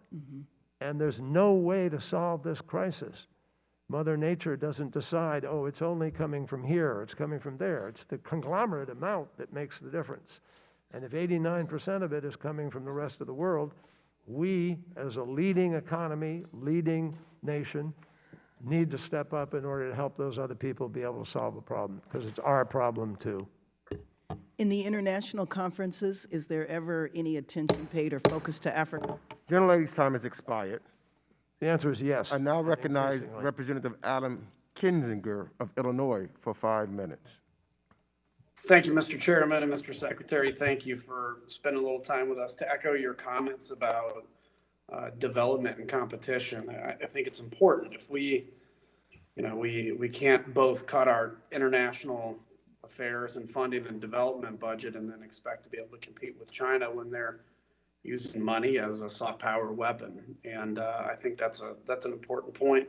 More to the task at hand, I'm a strong supporter of all of the above approach to fighting climate change. And I fear that some, including the administration and our allies, have written off the largest source of carbon-free energy on the planet. For example, the EU has developed policies that exclude nuclear energy from their green goals. As you may know, my district's home to 4 nuclear power plants that are critical for the U.S. goal of cutting carbon emissions. Unfortunately, years of regulatory hurdles have left many of these plants on weak financial footing. Would it be possible for the United States to meet our climate change goals if we took a similar approach to nuclear as our European colleagues have? And maybe with that, if you can explain why in the fight against climate change, the EU appears to be taking this tool off the table. The nuclear tool off the table? Yes, sir. Well, Germany has very much taken it off the table. Others have not. As you know, France provides about 70-some% of all their power comes from nuclear. 20% of our power comes from nuclear. We have another nuclear plant, I think, coming on. China is building, I think, 12 or 13 nuclear plants. And so they're trying to diversify a little bit. But nuclear has been off the table, obviously, for a number of reasons. It became uneconomical in the aftermath of a combination of 3 Mile Island, Fukushima, and Chernobyl. And the economics of it don't work at the current moment. On the other hand, there are lots of people who believe that it may become very difficult to get the kind of base load guarantee we need for our businesses and our homes and communities without having something like small next generation, fourth generation modular nuclear as part of the mix. So it is being pursued. I think the US government is currently putting something like $500 million or so into the R&D and development of this. Bill Gates is putting a similar amount of his own money into it and building a prototype. And it may well be that this is going to come back into the dialogue because the pace at which we have to reduce is so significant. I am told by scientists and experts in the field of emissions reduction that about 50% of all the emissions we need to cut are going to come from technologies that we have not yet developed or taken to the marketplace. So that's astounding. So whether it's direct air carbon capture or green hydrogen or storage, we still have a lot of discovering to do. And whoever breaks through on those things, boy, that's going to be, that'll be competition for the wealth of Amazon and Bezos and others. It's going to be an extraordinary amount of money made by people who come up with several weeks of storage or with a cheap green hydrogen. Thank you, sir. I don't mean to cut you off. I just do have another question and appreciate it. So I introduced with Congresswoman Spanberger the Energy Resources Governance Initiative Act, which would formalize an initiative at state to make sure that the U.S. and our allies are leading the way in responsible mineral sourcing. Unfortunately, many of our clean energy technologies purchase their materials from the Chinese Communist Party, who are the world's leading polluters. What else can be done not only to push back on the CCP's policies, but to encourage American companies to source their materials from responsible partners? Well, I think you create incentives. That's something that you all have a huge capacity to do. And you know, I think the second thing to do is get aggressively into those markets. I mean, clearly the tax credit on renewables has worked. It's been extremely effective. And so we're seeing, I think, you know, the more you create one incentive or another in the directions that we need to move, the more impact you're going to have on the marketplace. Well, thank you, sir. And let me just close with saying that just another plug that I hope the administration pushes forward on the congressionally mandated sanctions on Nord Stream 2. Had a question, but no time, so I yield back, Mr. Chairman. Gentleman's time has expired. I now recognize Representative Bill Keaton of Massachusetts, who's the chair of the Subcommittee on Europe, Energy, and the Environment and Cyber for 5 minutes. Thank you, Mr. Chairman. Thank you, Mr. Secretary, for being here. You know, just in the last couple of days, we had a landmark decision affecting U.S. energy policy here in the United States with the record of decision on Vineyard Wind, which is the first major offshore wind project in our nation. You know, it was just 7 months ago that the former president was using wind power as a punchline in his campaign rallies, and within the next 7 months, we're likely to be breaking ground under the Biden administration in construction on this project. This project really meets so many of our needs and priorities, our energy goals, our environmental goals, and our employment goals, good jobs. And this project also unlocks the projects for the whole eastern seaboard. Now, this project alone, one project, would have enough energy produced for 400,000 homes, for all their energy needs for a year. And the potential on the eastern seaboard is for 10 million homes being able to get their power from offshore wind in the future as well, for a whole year.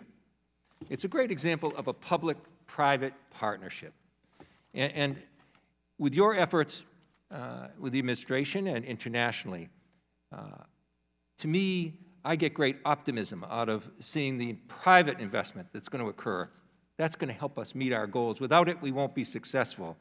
The Biden administration and their tax policies recognize this in terms of clean energy tax credits and advancing clean electricity production by providing a 10-year extension and production tax credits, investment tax credits for energy generation, whether it's solar, wind, or energy storage. That's just part of what they're doing. But you touched upon it in your opening remarks. We have to get a partnership in the private side going forward. Can you give us a little more detail about the Glasgow Financial Alliance for Net Zero, and which aims to bring together 160 firms with assets in excess of $70 trillion? And also, could you touch upon how we can use our alliances, our transatlantic alliances with our partners, to better coordinate the private investment side of how we're going to finance this going forward? It's a very important issue, and if you could take the remainder of your time, my time, just touching on the potential that's there, what your plan is, what can be done. Well, thank you, Congressman. Thank you very much. And I agree with you that it's very exciting what is happening with Martha's Vineyard Wind possibilities. I really am excited about having a chance to share this with our colleagues here. And I particularly want to call attention of this to our friends on the other side of the aisle. I think that when you look at this challenge of climate crisis, the UN has done a thorough analysis of what it's going to cost us. Most economists will tell you today that it is more expensive not to respond to the climate crisis than it is to respond. And the private sector understands this. In Europe, they're demanded disclosure with respect to investments, and they have a new standard on disclosure with respect to investing. What's happened is the largest asset managers in the world, the BlackRocks and the Vanguards and others, have made a decision already that this is an area for major investment and investment return. It's not a giveaway. And so banks have come together. The 6 major banks in the United States, our biggest banking institutions, have volunteered that they are going to commit in climate sector over the next 10 years, $4.16 trillion. And they have joined a thing called the Net Zero Asset Managers Initiative. There is, in addition to that, a Net Zero Banking Alliance. There is a Net Zero Asset Owner Alliance. That's 37 institutions with $5 trillion. The Net Zero Banking Alliance is $28 trillion in assets. 43 banks have committed to this. And the Glasgow Financial Alliance for Net Zero brings a lot of those others all together. So about 130 financial institutions worth $100 and some trillion in assets being managed or lending. They are committed to be investing in this sector over the course of the next years. That is going to be... Gentleman's time has expired. I'm sorry, Mr. Secretary. I now recognize Representative Lee Zeldin of New York for 5 minutes. Thank you, Mr. Chairman. Secretary Kerry, did you meet with Iranian Foreign Minister Zarif in Munich during the Munich Security Conference in February 2019? I don't know if I met with him in 2019. I don't have a recollection of 2019. Maybe you don't remember the met year. With him. I know I met with him in 2018, and I met with him, I think, twice in 2018 and twice in 2017. Do you recall meeting him in Munich during the Munich Security Conference? I recall meeting him. I just can't remember exactly which year or when it was. Were there other U.S. participants in that meeting? Well, I think it was not a meeting. I think I just... Were there other U.S. pleasantries. Were there other Americans with you in that discussion? I don't recall. There were in one or two, but I don't recall which one. In the meetings that you did have U.S. participants, who were the U.S. participants? In Oslo, I met with I think John, a fellow named John Feiner might have been with me in Oslo. I don't know. In New York, I can't remember who was with me in New York. It was during the UNGA, during the United Nations meeting, and the Oslo meeting was a public event, which I did with the High Representative of EU, the former High Representative of EU. No, she was then still sitting High Representative, and it was hosted by the Norwegian Peace Institute. Okay, well, I'm just asking if which U.S. participants were in the meeting. Any other names? But I remember I had other people with me. I have to go back and figure out. I don't recall who was the traveling party. Did the discussion involve foreign affairs? Writ large, yeah. Did it involve U.S. foreign policy? It involved sort of listening to views of what is happening in the world. Where are we? Where are we going? What do you think about this? It's a general conversation, similar to one, by the way, that many members of Congress met with him during that same period when I was in New York and had a meeting in New York. He met with Congress. He met with the New York Times editorial board. He was on TV. Yeah, it was I'm just just a asking public about dialogue. your meetings. Any other meetings with, how many meetings did you have with Zarif during the Trump administration? I think during the Trump administration, I had 4 meetings. Did you have any phone calls with Zarif during the Trump administration? No. Would messages, communications be passed between the two of you separately? No, through the only third time parties? we ever had any communication was about the specific meeting to get together to compare notes on what was happening in the world. Did you have access, did you obtain any classified information during the Trump administration? No. Do you recall having a conversation with the House Intelligence Committee Chairman Adam Schiff at the Munich Security Conference? Do you recall having an extended conversation with the House Intelligence Committee Chairman Adam Schiff at the Munich Security Conference? I think we had a beer in the Ratskeller underneath the thing, but I don't recall specifically very much. Okay, there was a main room, because I was there as well. There was a main room where there was a bunch of speakers, and I was there, I watched. You guys had an extended conversation. You don't recall that conversation? In the main hall? Yes. It's entirely possible. I remember sitting with him having a beer. It was more fun. But you don't recall having that conversation with the chairman? I don't recall the conversation. It's entirely, I think he sat beside me. We sat on the right side of the hall looking towards the stage, and I think we sat there. Okay, well, I mean, you guys were standing, but when you guys met with Zarif, when you were talking about U.S. foreign policy, would you advocate for your position on policy? The only time I didn't advocate for my position, when I met with him, during the period of time I met with Zarif, we were in the agreement. From the time President Trump pulled out of the agreement in May of 2018, and I don't recall having another conversation with Zarif after that. Well, we're running out of time. We have one president at a time, and those conversations weren't helpful. I yield back. Well, one president. Gentleman's time has expired. I now recognize Representative David Cicilline of Rhode Island for 5 minutes. Thank you, Mr. Secretary. Thank you for your service to our country. I just want to correct my friend, Mr. Keating. Of course, Rhode Island is the offshore wind capital of America. The project he's speaking about is the second one, and we welcome the Commonwealth of Massachusetts to the industry. Seriously, it's exciting for Rhode Island and Massachusetts, but obviously particularly exciting for us in Rhode Island as we lead the industry in this area. There's been a lot of discussion about the importance of climate, responding to the climate crisis because of the consequences to our planet, our ability to maintain a habitable planet, and obviously understanding the economic opportunities that renewable energies present. But I'd also like you to spend a moment talking about what the implications are to conflicts around the world.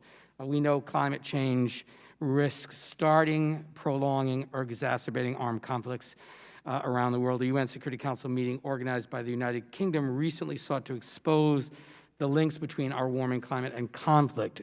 We've seen how drought has made the conflict in Syria that much more difficult, and how states like Mali face threats from insurgents because of issues like food insecurity. And I think it's one thing that people don't hear enough about, so I'd love to hear your thoughts on the nexus between climate change and conflict, and why, if we don't invest in a real climate response, that we might risk further conflicts in the future.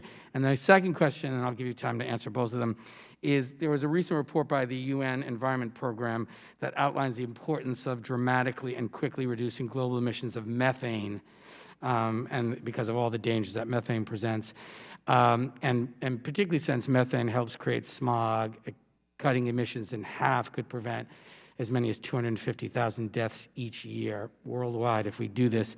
Can you speak about the UNEP report and what steps the Biden administration is taking, both here in the United States and in concert with our partners around the world, to reduce methane emissions? I'll try to run through that really quickly. First of all, the implications of the climate crisis to all of us in terms of foreign policy and military are that you could have millions of people who are homeless. Literally, their habitat is no longer habitable. Last year in Pakistan, it was 130 degrees in one community. In the Middle East, it was 130 degrees. Here in California, in Death Valley, it was 130 degrees. The human body is not prepared, or it's not meant to be living in 130 degrees. It's going to go up still in some of those places. We've seen heat waves in the ocean, literally, with massive die-off and impact on the food protein source for millions, billions of people, actually. So as that gets disrupted, you're going to have downstream impacts. If the Himalayas cease to have the ice or begin to reduce in its amount, you're already seeing water impacts. Rivers are going to start to dry up. Billions of people rely on those rivers for food in parts of the world. The Mekong, the Yellow River, the Yangtze, the Ganges. These rivers are all sourced in places that rely on the ice sheet, the melt, the snow. As that changes, you could have profound impacts. This is not conjectural. It's already happening in certain places. There are climate refugees today, just not yet in the millions, depending on, but if you have a complete collapse in a region, Those people are going to be knocking on the door of a place that is livable. And they will be prepared. We've already had wars over water. You have fights over water, conflict as the water becomes more of a problem. Our own reservoir, the Ogallala Reservoir, which is the principal reservoir of the United States of America, has challenges. Go to the Four Corners of Nevada and Colorado, et cetera, and find out how development is already being impacted by the lack of water. So there are major challenges going forward as the world's climate changes, and where we can produce and what we produce also shifts with it. There are other potential conflicts. We saw in Syria about 1 million people come out of the desert into the Damascus area because there was a drought of several years. And that had a profound impact on the politics of the region. And it became part of the dynamics of what went on with Assad and Daesh and the exploitation of people as a consequence of their shifted locale and lack of integration to that particular new locale. On the subject of methane, methane is 20 to 80 plus times more damaging than CO2. Gentleman's time has expired. I now recognize Representative Darrell Issa of California for 5 minutes. Thank you, Mr. Chairman. Good to have you back, Mr. Secretary. During the 2 years that I was out of Congress, and similarly you were not currently in government, I was involved with the Trade Development Agency, which is established to basically export, if you will, infrastructure around the world.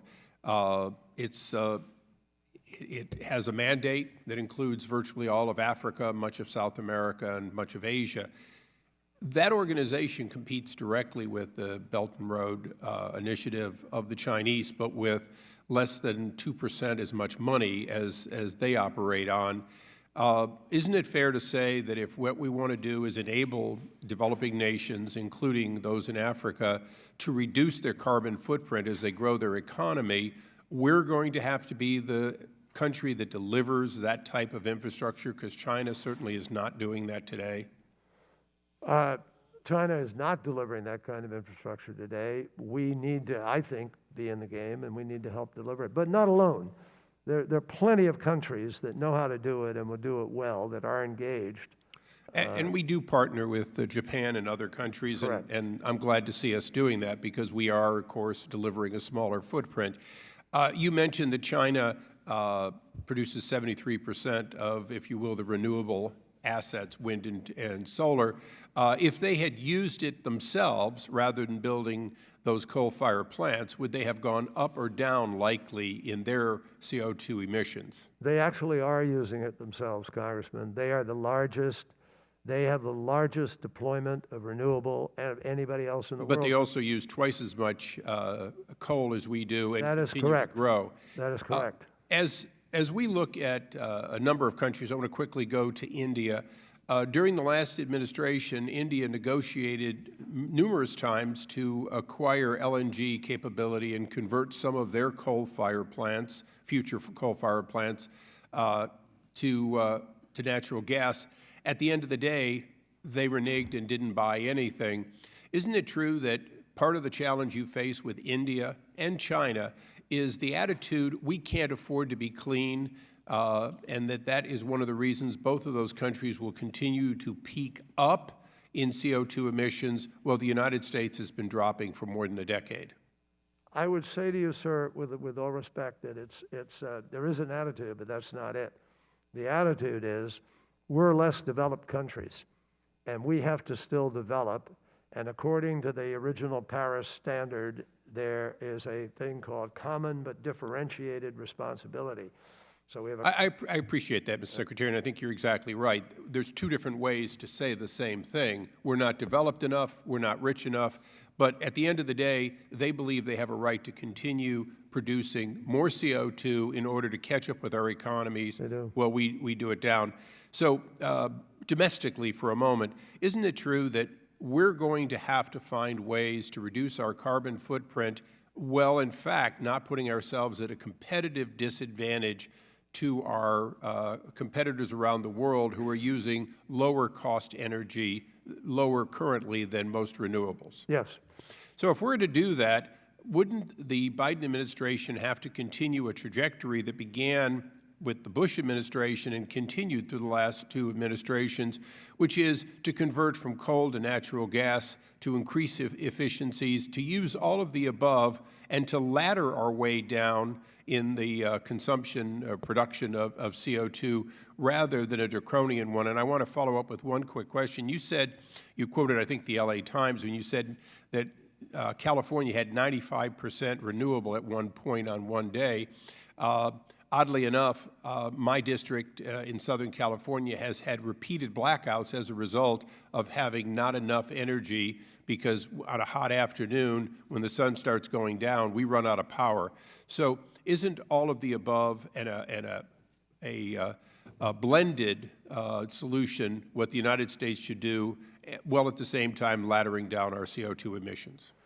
Well, the key, I think, Congressman, is to do it in a way that is integrated so that you can not have any of those challenges. Now, this was one day, and I think they were pushing the curve to try to find out what happened. It's obviously not a long-term system. But the blackouts were many days. No, I get it.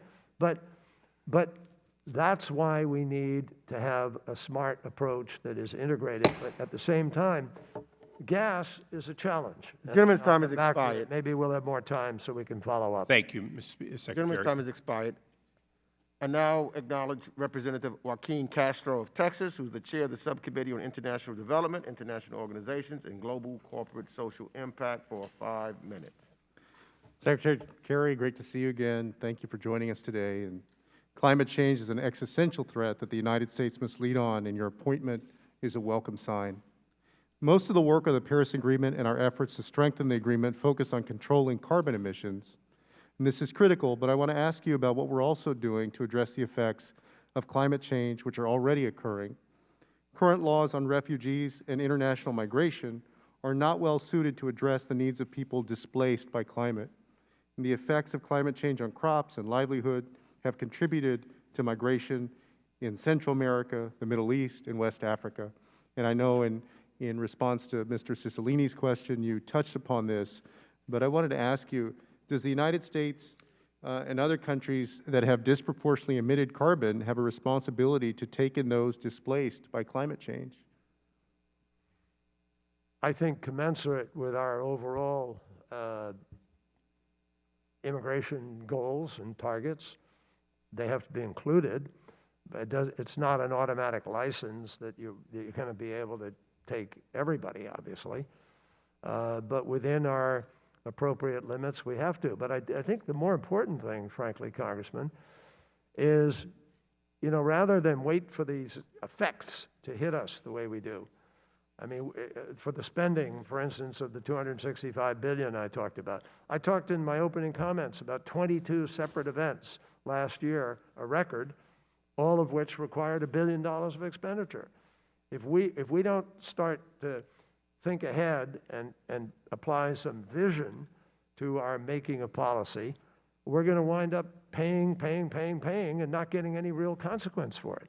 We've got to start investing in the future now, and that's the theory of what President Biden has put on the table.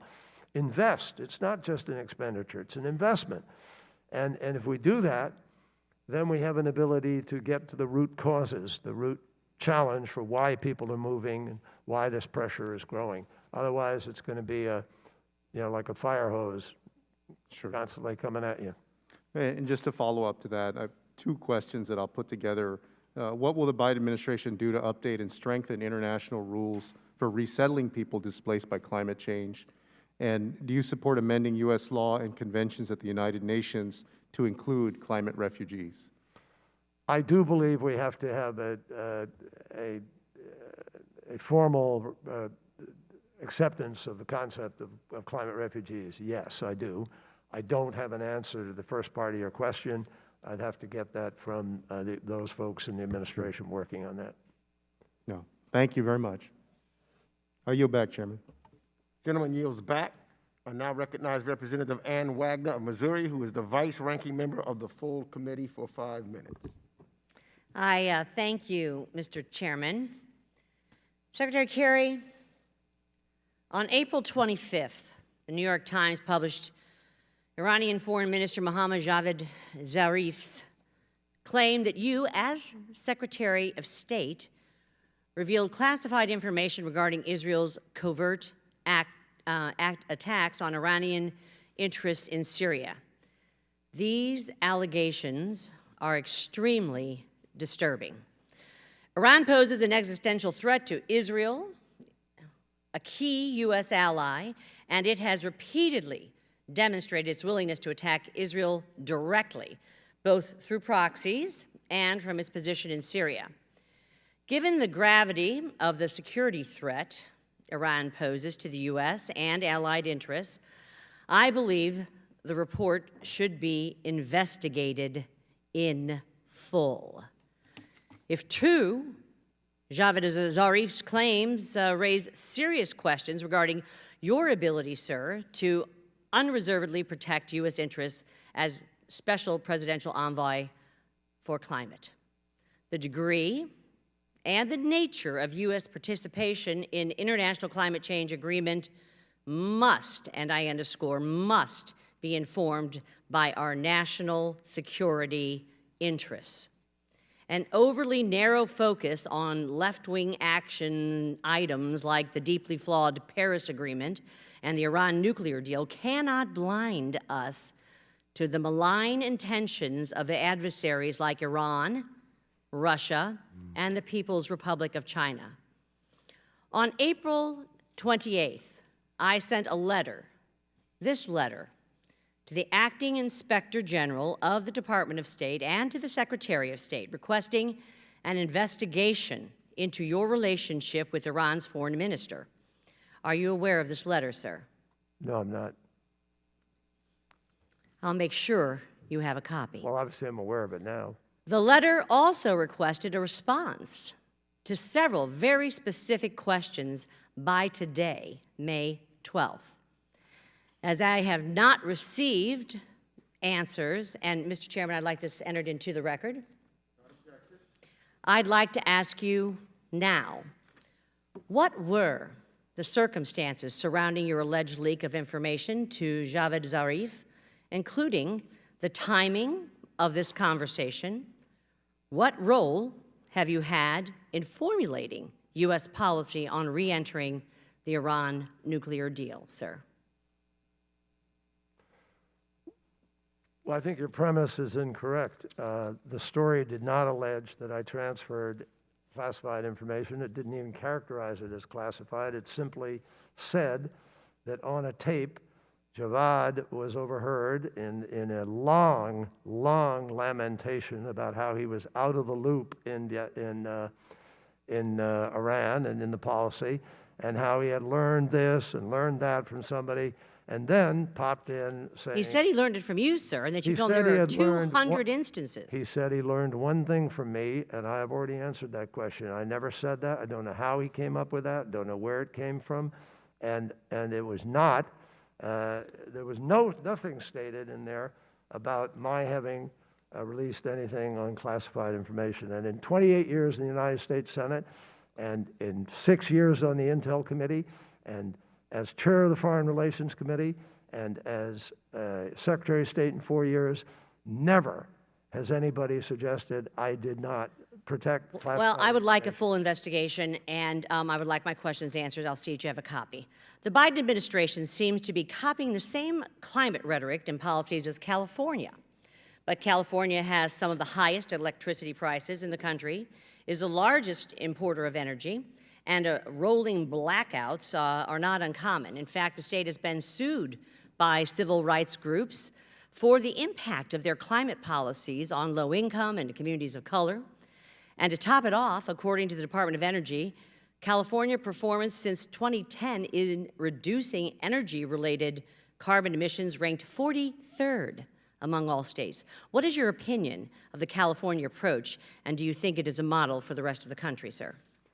I think California has done an incredible job of pushing the curve, of trying... 43rd, ranked 43rd in the country. In 43rd in what?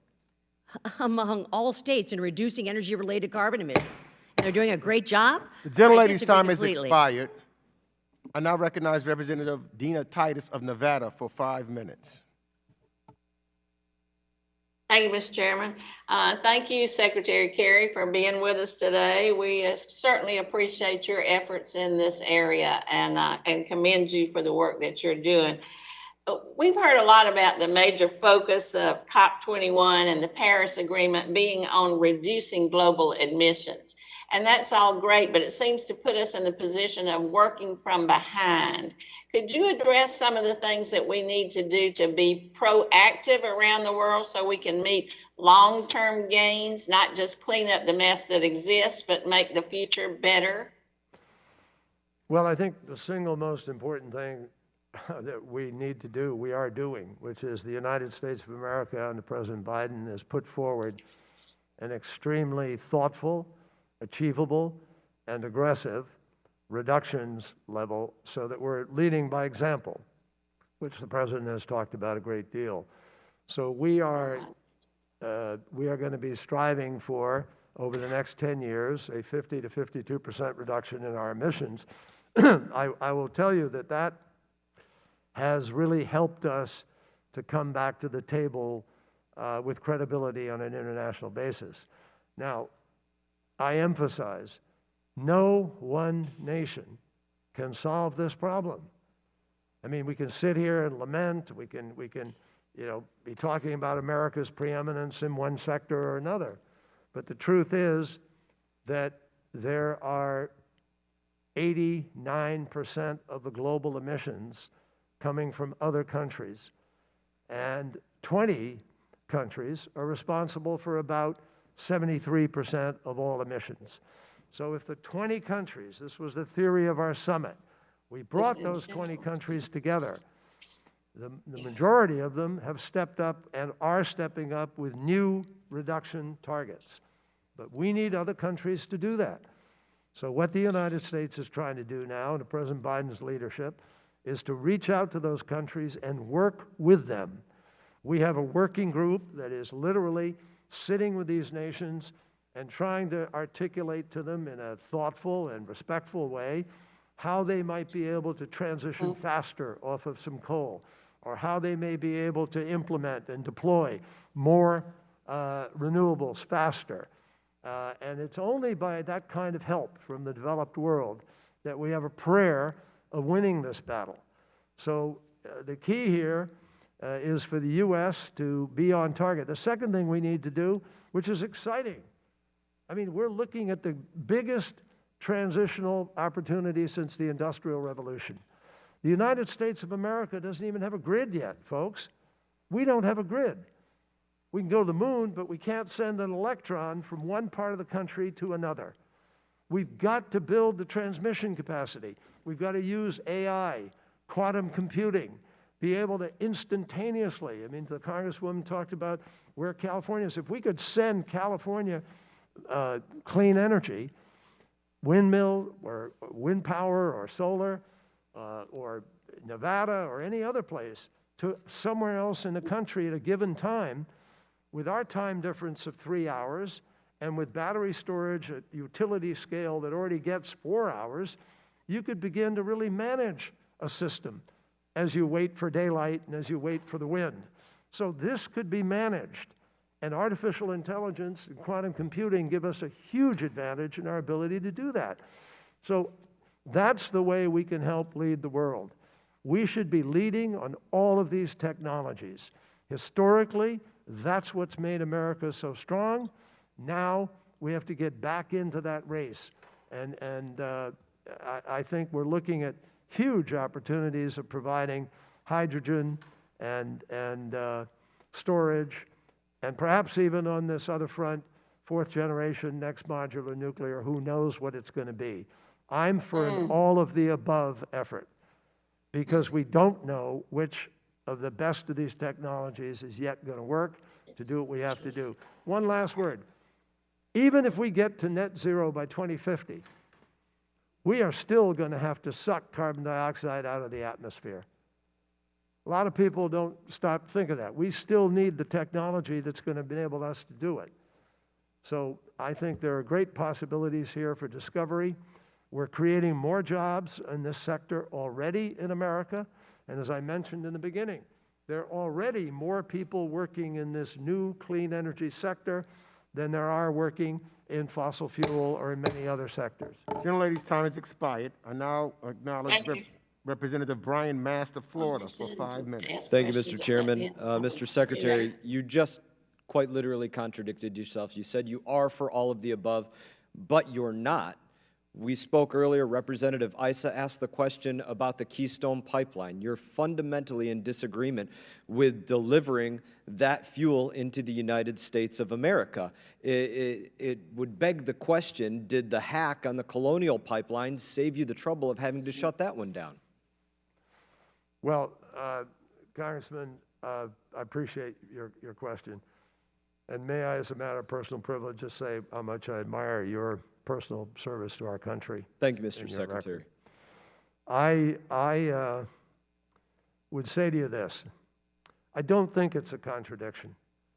Yes, we're going to use gas for some period of time.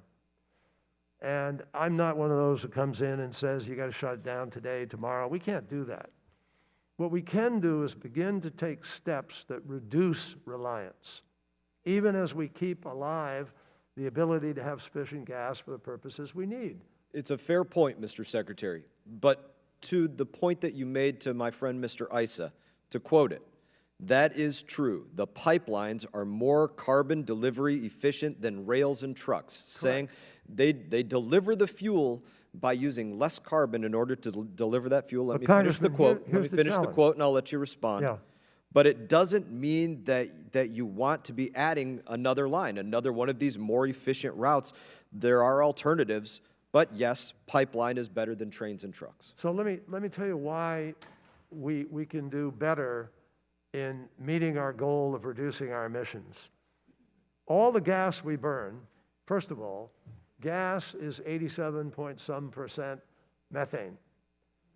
Gas leaks. If you, in the Permian Basin, for instance, we have a leakage, even if you have it around 2.7%. Scientists say that can be more damaging than CO2. Our leakage is at about 5% or 10% in some places in America. Now, if that's the leakage in America, think what it is in other places. Because of the melting of permafrost and the melting of the tundra, the thawing of the tundra, we're now seeing methane being released around the world that isn't capped, that isn't used. President Biden has put an effort into his legislation to start capping open wells and open mines that are giving off methane in the United States. Mr. Secretary, could I summarize could I summarize your position by saying you want no crude or petrol used? Would that be an accurate summary? The what? You want no crude, no petrol used in the future. Would that be an accurate summary?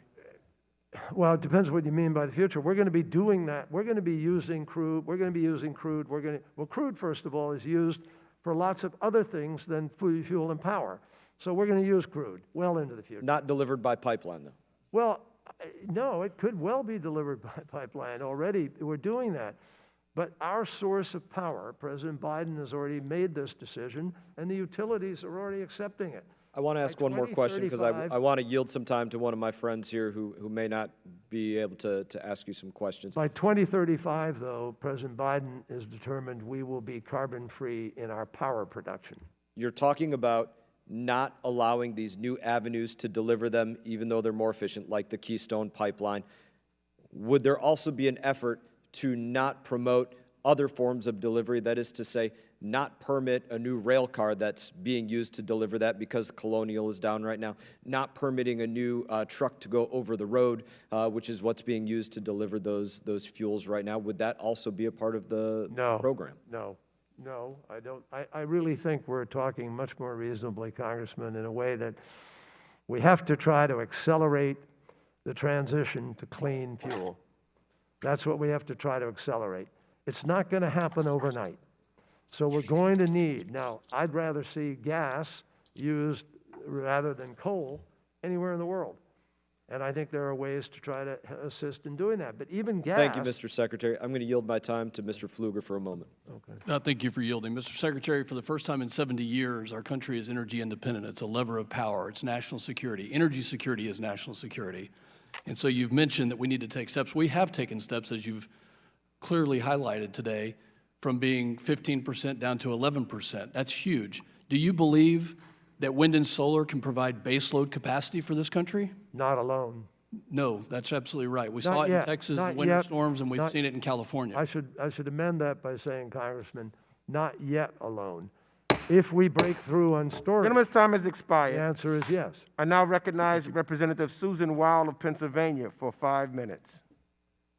Thank you, Mr. Chairman. And Secretary Kerry, thank you for your lifelong service to our country and for appearing before our committee today.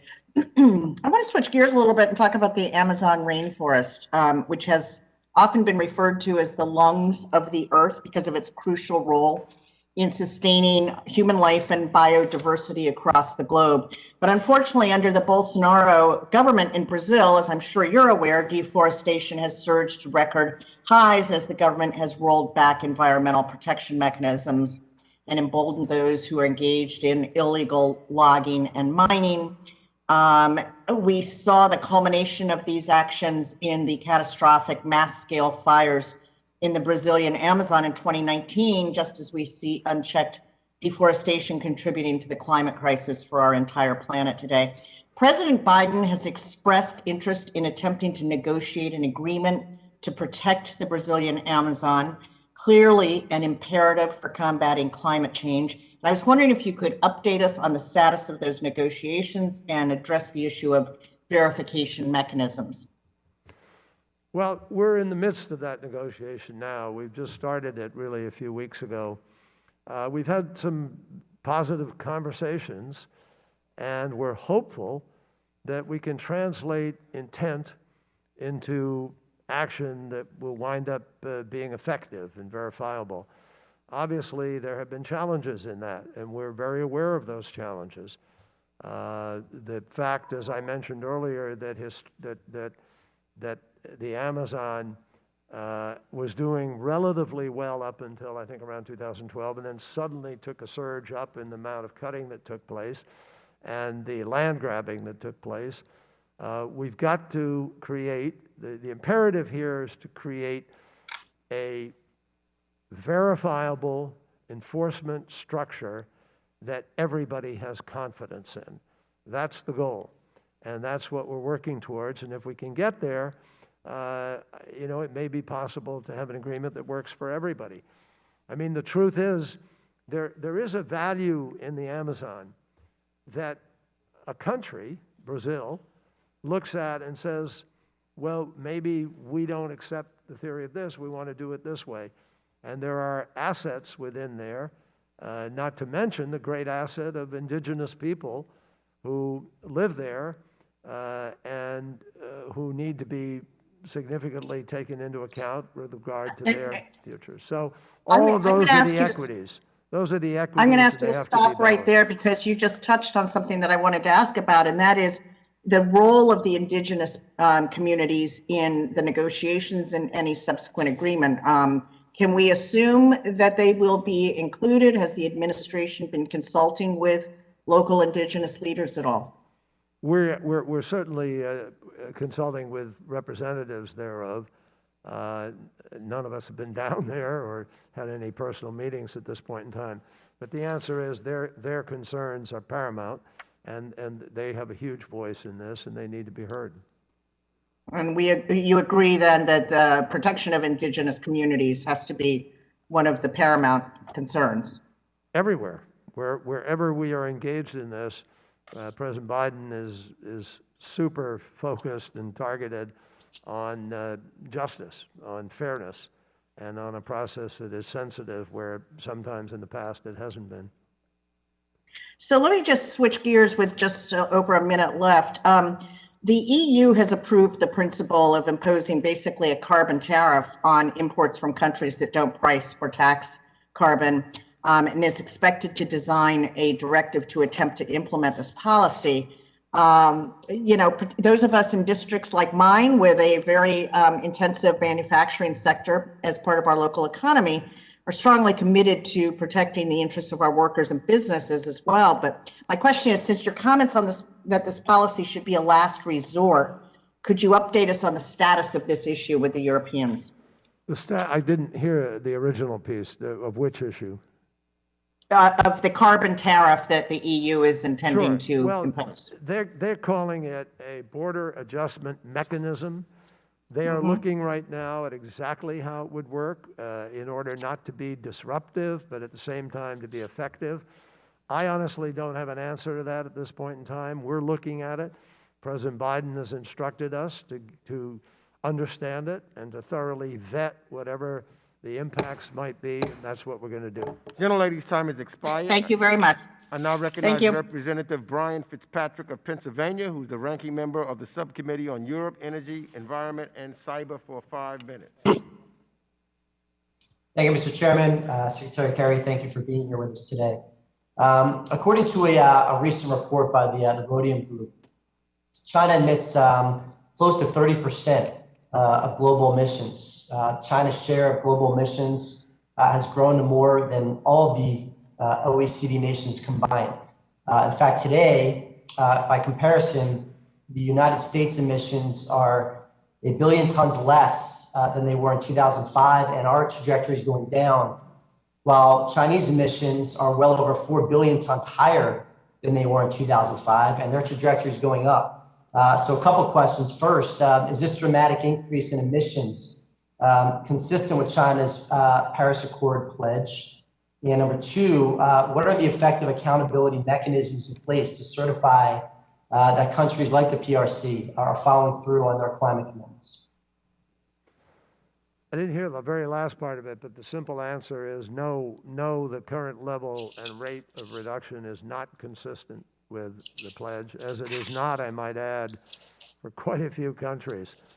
There just are too many countries not yet in compliance, and that will be one of the major, that's why President Biden summoned the climate summit he held, is precisely to get people focused on a raising of ambition. And that will be our goal over the course of these next 5 months. So you can't look at this as where we are today. We've got to look at it as where we could be in the next, as we get into September, October, and head to Glasgow. Understood, sir. But obviously, China's been in the center of a lot of different issues from an intelligence standpoint, a foreign affairs standpoint, economic. For sure, no question. And there have been a lot of troubling comments coming out of the PRC regarding their plans to basically exploit the parameters of Paris by amping up, rather than reducing as we approach that date, amping up their coal production, their carbon emissions, almost making a mockery out of the whole intent of Paris. So I was just curious as to what your thoughts are as specific as it pertains to China and their good faith, as far as their good faith commitments, or the level of good faith they have in their commitments to Paris. Well, let me speak to that this way. I've said to you, I agree that there are big challenges. There are major issues that we have with China. My focus is obviously to deal with the climate crisis and to get us hopefully in a place where it's constructive and we're moving in the right direction. So with respect to that, we need obviously to get greater cooperation from China. We're talking about that now. That is on the table as a critical component. Now, China believes that they're doing a certain amount. I know they know that they are seized by the issue of having to do greater reductions. We're hopeful we can get China in a place where we respect the common but differentiated, so that China is doing not exactly what we're doing, but China is doing enough that it is clear they are seriously reducing and they are making their best effort to hold the 1.5 degrees. And if we can get into a place where that's actually happening and we have the ability to know it's happening and trace it, then we'll have advanced this ball. We're not there yet, and we've got a lot of work to do to try to get there. One other thing I will say to you is, one of the new benefits of technology is that we have an ability through space and satellite tracking to now measure quite precisely what a particular company is doing, or whether its supply chain is behaving the way they promised. And we can look even at governments and whole countries and have almost real-time readout on exactly what is happening with respect to their emissions. So the planet will have much greater transparency and accountability than it's ever had as a result of technology's assist here. One last question, sir. What should the consequences be to China if they are proceeding in bad faith and we determine that to be the case? Well, I mean, one of the obviously already raised by several members is the challenge of the border adjustment mechanism and the possibility of some kind of tariff. That's out there. And, you know, I think, and China's not the only country affected. By the way, every country would be subject to that. So we too would have to make sure we're in alignment and subject to it. So we're examining exactly how it might work, how it could be fair. For the moment, we'd like to not. Gentleman's have that time be has the expired. primary I now recognize Representative Dean Phillips of Minnesota for 5 minutes. Thank you, Mr. Chairman. And as a Gold Star son who lost his father in Vietnam, I want to thank you, Mr. Secretary, for your sacrifices there and for your service as a senator, Secretary of State, and of course now in this capacity. And I have to say, I am saddened that some of my colleagues would seemingly put the faith in the word of the Iranian foreign minister over that of yours. I'm sorry for that. The irony is not lost on me. My questions are about climate change, and you're aware of President Biden's interest in what he calls foreign policy for the middle class. And with that in mind, I would love it if you would speak for a few moments about how you and the administration are approaching decarbonization of our economy while also mitigating the incremental costs to American families that might result from that transition. That's a great question, Congressman, and thank you for your personal comments. I appreciate it. And you know, obviously wish life had been otherwise for you.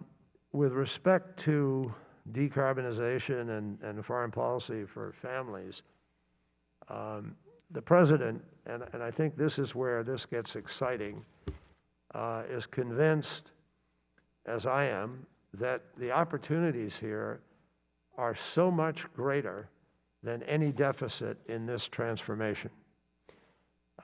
We have transitioned historically many times. The Industrial Revolution was a transition. When the steam engine came on and the cotton gin, and life changed and great communities were built. Bill Keating, Representative Keating and I understand how Massachusetts was changed by that, and Rhode Island and other states, textile industry, shoe industry, and so on. Then it moved. But other things came and replaced it. Our economy still remains strong in America despite these transitions. And we grow stronger and we build out a larger middle class. I think that's going to happen here in amazing ways. I mean, already you're seeing there's a prediction by the Labor Bureau statistics that there are 3 jobs that are going to grow more than 50% this next year. One, the number one, is wind turbine technician. That's at 62% growth. The second job is nurse practitioner. And we all know why that's growing, unfortunately. The third is solar panel installer, which is going to grow at about 51%. Now, what we see is, and in vehicles, I just talked the other day with the senator from South Carolina. We were talking about the transition in South Carolina and how, you know, folks who are making an internal combustion engine car now are going to not only be making an electric vehicle, but they're going to be growing the number of plants that are there, and the job opportunities are going to grow. I think if you look at what's already happening in the early clean tech markets of solar, wind, batteries, there are dozens of emerging clean tech markets here in the United States that are going to enlarge economic opportunity for people. And people are earning, without a high school degree, in some of these early jobs, $24 an hour, which, as we know, is more than double the minimum wage. So, Yeah, sir, and I'd like to reclaim some time. I do want to call attention to those effects and ensure that we do look after those who will suffer from incremental costs. I want to talk about pipelines, too. As you well know, the State Department manages presidential permits for cross-border pipelines. In my home state of Minnesota, Enbridge is currently replacing over 330 miles of its Line 3 crude oil pipeline that runs from Alberta across the border all the way to Wisconsin. It's a pipeline that's older than me, first used in 1968 before the National Environmental Policy Act was enacted in 1970. So there are serious concerns about the lack of environmental reviews on the project. In fact, when Enbridge sought to replace Line 3 in 2014, the State Department determined that it did not require a new permit, as you're probably aware. So how are you and the Biden administration approaching decisions on cross-border pipeline construction, replacement, and upgrades? And have you spoken with Minister Wilkinson? I confess to you, I have not had that conversation at this point in time, and so I would rather get you an answer, but I haven't been informed. Okay. All right, well, I see my time is unfortunately... So what we'll do is we'll come back to you with that. I'd welcome that. Thank you very much. Thanks. Thank you. The last question will be from Representative Tim Burchett of Tennessee. You're now recognized for 5 minutes. Thank you, Mr. Chairman. Before we go into this, I wanted to call your attention to some legislation. My colleague Bruce Resterman from Arkansas, he's an Ivy Leaguer like you, but he sounds more country than me. He's from Arkansas. He has some legislation called the Trillion Trees Initiative, and that is the ultimate sequester of carbon, and I would appreciate you looking at that after you finish with your note. I'd appreciate that, brother, if you would, if you could have one of your staffers, if they would. It's truly a good piece of legislation. How do we trust the Chinese Communist Party to do anything they say they're going to do with their increased coal power capacity and everything else that they're doing and their violations of human rights in the world? Congressman, we will take a look at that legislation. And secondly, as I've said several times here, it's not a matter of taking things by trust. We have to have a mechanism where we're both measuring, where we're accountable to each other, where we're actually able to know what is happening. And it'd be stupid and malpractice if we just sort of set up a kind of trust thing. Okay, I know that we did that, we did that with the Iranians, and I don't want to gig you, but it seems like we kind of got it handed to us on that deal, and I would just hope that we could follow through with that. Well, also, we didn't, in all fairness, we didn't pull out of that deal. I mean, you can't trust them to do anything. They're the leading proponents of terrorism in the world. I mean, they have more American blood on their hands than anybody in the last 20 years, probably. I understand all of that, which is why we put in place the most severe, most extensive, singularly most accountable verification system ever put into any nuclear agreement. Okay. And that was there until the former president pulled out. And I appreciate that. I'm not trying to gig you, but I want to know a straight answer. Why does your office position even exist, given that the State Department already has an entire bureau devoted to oceans and international environment and scientific affairs, another devoted to energy resources, and that has ensured that their climate policy will be a priority in every bureau, office, and post? It's a very fair question, and the answer is because we're in such a crisis globally, and because President Biden wanted to find somebody who was experienced and had credibility within this arena to try to raise the profile of his efforts and accelerate our movement. President Biden came in on January 20th. We have probably one of the most important negotiations we've ever engaged in globally on November 1st of this year. Thank you, so brother. So he wanted to accelerate it. And I want to appreciate you on your Purple Hearts. My dad said that's the only medal he's glad he never got in the Pacific. So thank you, brother. And I want to yield 2 minutes to my good friend Andy Barr, if that's possible, Mr. Chairman. The gentleman yields. Thank you for being here. I thank my friend from Tennessee and Envoy Kerry. In your current role, you've said that your goal is to, quote, change the allocation of capital with respect to fossil energy. Press reports suggest you've pressured major U.S. financial institutions to align their lending practices with the administration's climate goals. In your response to my letter on this issue, you said there was no pressure. I'm the ranking member of the Financial Services Oversight and Investigation Subcommittee. The CEOs of the 6 largest U.S. banks will be testifying in my committee on May 27th. I plan to ask them about this. Of those 6 banks, my understanding is that 3 have joined your efforts and 3 did not. Did any of these bank CEOs or their representatives receive a term sheet for the commitments required to be part of the Net Zero Banking Alliance? And did you provide them with a term sheet? I didn't create the Net Zero Alliance. That was created. No, I understand, but the press. Well, I don't know reports- what that's Mark Carney, who was the former governor of the Bank of England, and he put the alliance together with some other people. These other banks joined it. They joined it without any discussion. Understand, reclaiming my time, though, after the alliance, and regardless of what the Bank of England did, your office, either you or any representatives of your office, did you, in your efforts to promote the climate finance agenda of the administration, provide a term sheet to any of the banks? No. If not, if the banks are changing their allocation of capital on a voluntary basis, why are you even engaging with these institutions? What happened is, just to give you directly, one of the banks actually reached out to me. They came to me and said, we believe it would be a great public thing if we were to allocate a certain amount of funding, and they had a very significant amount, to climate-related investment. And I said, whoa, that's fantastic. I think it's great. And other banks who I knew were already engaged in some of this. My time has expired, but the fact that some has abstained. Gentleman's time has demonstrates expired. that they have felt pressure from your office. Gentleman's time has expired. Gentleman's time has expired. So let me thank, that concludes all of the questioning for today as we hit our hard stop. Mr. Chairman, I'm happy to take some questions for the record. If people wanted to put something in, I'm happy to do that. Mr. Chairman, I have a point of parliamentary inquiry. Go ahead. We have a 5-minute rule in this committee and in Congress, and Mr. Levin, Mrs. Houlihan, Mr. Malinowski, Ms. Jacobs, Manning, Costa, Vargas are all Democrats that were denied their ability under the 5-minute rule to ask questions today.